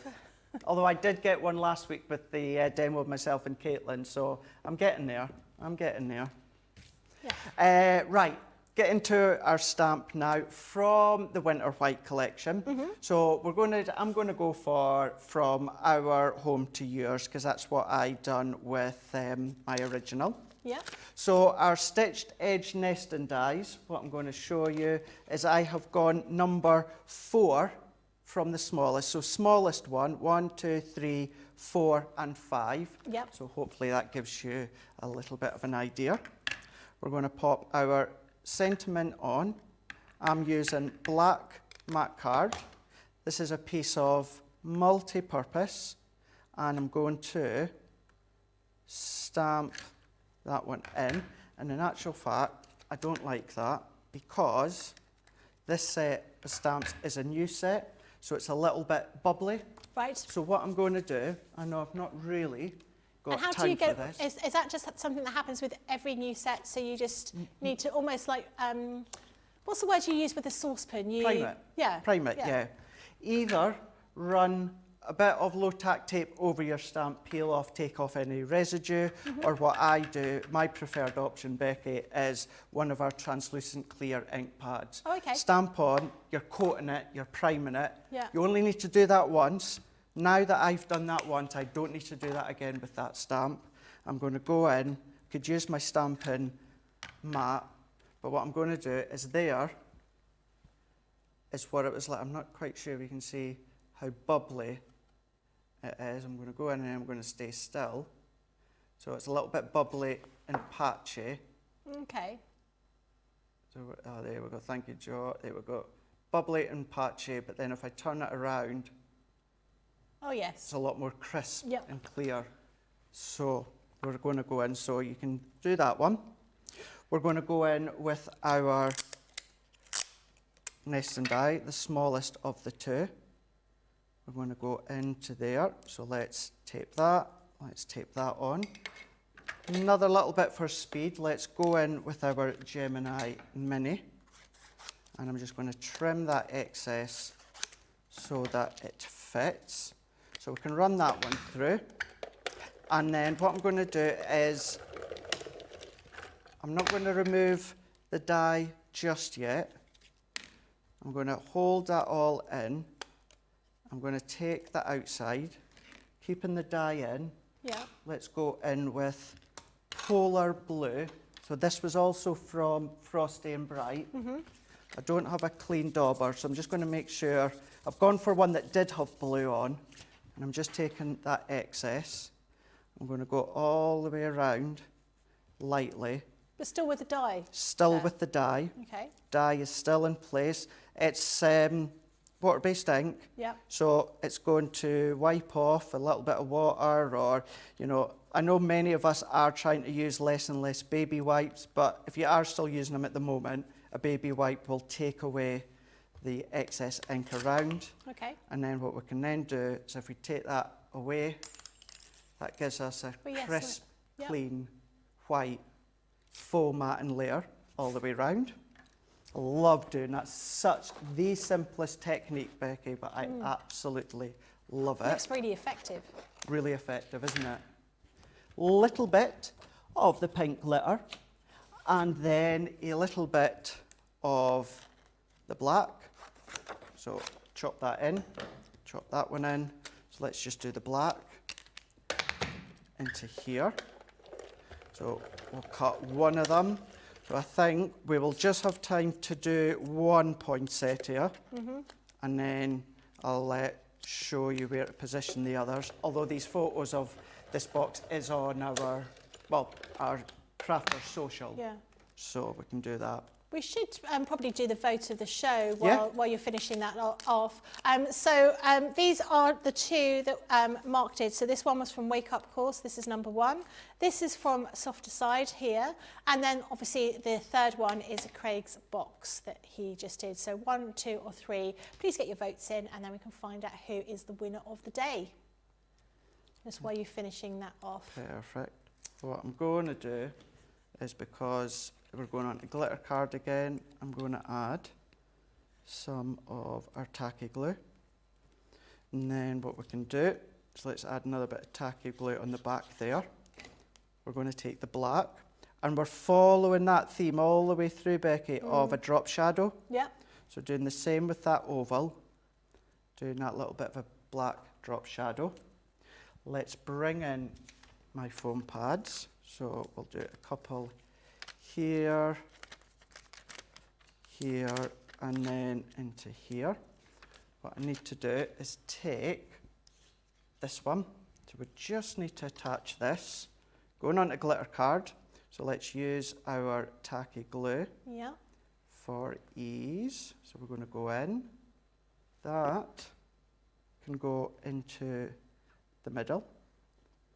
I'm going to pull that in, press that in, taking the backings off. And although we've got Centura Pearl there in that decorative design, which would hold the foam no problem, I'm just still going to put in a piece of tacky glue. These two parts, top and bottom there, that's like, kind of like your central part of the die. Yep. So we can press that one in there. And then let's just move that out the way. Let's take some of your foam, and then I'm going to bring in the winter white poinsettia. So I'm going to take the large one. Well, actually, I'm going to take all 4 of them. And what I'm going to do is no, I won't get all 4. How many layers can you cut with the flower forming foam? So I've done 10. 10? I've done 10. God, I did like 3. In one 10. go. Wow. I had no idea you could do that. Yep, you can do it, and that's without the metal shim. What I will say though is, the more layers you do, the more compact they can be. Yeah. So if you find it fiddly to prise the layers apart, just do 5 or 6 layers at a time to make it a bit easier. But yeah, you can do a lot when it comes to the foam. Just watch how it compacts them together. So We have a winner. Oh, do we? Can you guess who it is? Number Mark. 5? It's not number 5. It is number 3. Well done, Craig. Me. Well done. I mean, all lovely. all great contenders, but that box is really superb. There's something really thank special you. about that. You're so clever, Craig. Eve B says, I love the cards, but I love the shiny. Don't blame you. Who doesn't love a shiny? Who doesn't? Who doesn't? Who doesn't love a shiny box? So let's go in now and let's take, so we're going to take one of each. Let's move that out of the way. I'm going to take 3 of these pink metallic stamens. Yep. And I'm going to take a little bit of jewellery wire. What gauge jewellery wire is that? Yeah. It's very, very, very flexible and you can cut it with your scissors. Okay. Fine gauge. Fine. Very, very fine. The best way I can explain it Yeah. is most of you will have stamens anyway if you're asking about the wire. The wire that is wrapped around the stamens, Right. that's kind of the thinness that I'm using. Okay. So that's a little bit of a gauge for you. So then, let's go in here. Let's take one of our sponge mats. Let's take this one. And what I'm going to do, Becky, is with the smallest one, Yeah. I'm just going to pop all of these ones through. Well, that's a really clever idea. I spent ages fiddling around trying to get everything, you know, threading each individual one, but that makes it so much easier. Yeah, just Why feed did I not it think through. about that? Yep, just feed it through, pop it up, all the way in, and then lift it. If you are out, pop it in, grip it together, Yeah. and then what I'm going to do is just feed all of these through, pull them together, and then I'm going to offset them like that. As you can see, as I said at the start, I'm not heat proofing this. Yeah. I'm keeping it unheated up. But what will happen is if you clump it together Yeah. like that, and then put some of your hot glue, Yeah. what will happen is that hot glue at the base will start to activate that base part of the flower or Right. the poinsettia. Yeah. So what will happen is as you are holding that to dry just for a few moments, it will then start to keep a crumpled shape Clever. and shapes it a little bit nicely. Do you not have those little, I have the little silicone finger ends, so they protect my fingers from the hot glue. Almost like a thimble. Yes, but I've kind of got asbestos fingers nowadays. Oh, have you? Just with hot glue, Yeah. flower forming and the foil press. But yeah, I do have them, but Yeah. not something that I use. And then what I'm going to do, Becky, is I've put a little bit of hot glue Yeah. onto my project. Going to set that in. If you want a little bit extra wiggle time, just use your glue gel. So that was one of each size. You would do that in that bottom corner there. And then what I would do is these two, side by side, that is your small, Yeah. your medium, and then your large. So I've not used the extra large. Okay. So it's one of each Yep. for that one, and that one, that one, and that one. And these 4 here, that is 4 of the very small ones. Okay. 4 poinsettias, 4, 4, and 4, all with 3 strands of stamen. Fold them over, that Yeah. gives you 6. Bunch them together in a corner. So that's what we've got to.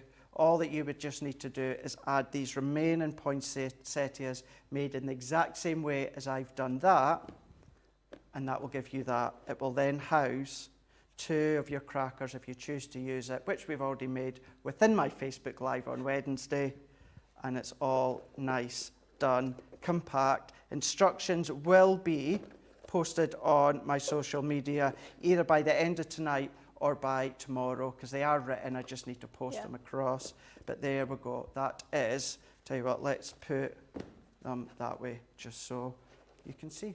Absolutely beautiful, so stunning. Well done, well Thank you. done. Really, really beautiful. I'm sure everybody at home is being inspired by that, and absolutely, you know, you should be. Do make sure you have a look at the website. You have a look at the Fiver Friday just before it finishes at the end of the night, and do have a look at the rest of the summer sale, because there are some great deals for you with sort of 70% off. So definitely worth having a quick look. Remember, if you want to replicate this, you will need A3 card, and we do have a special deal on that, the A3 Centura Pearl card. We won't be here tomorrow because we're going to be partying all day long. Probably not all day long, but we're not going to be on any shows tomorrow, but because we're having a staff party. So Sarah and Simon are arranging for us to have a staff party, which we're all looking forward to. But Craig will be back on Sunday with a little bit of a sore head. Do you think? Maybe. With Debbie Fisher. So you'll have to stay tuned for that. So hopefully you had a lovely weekend and we'll see you very soon. Let's go party!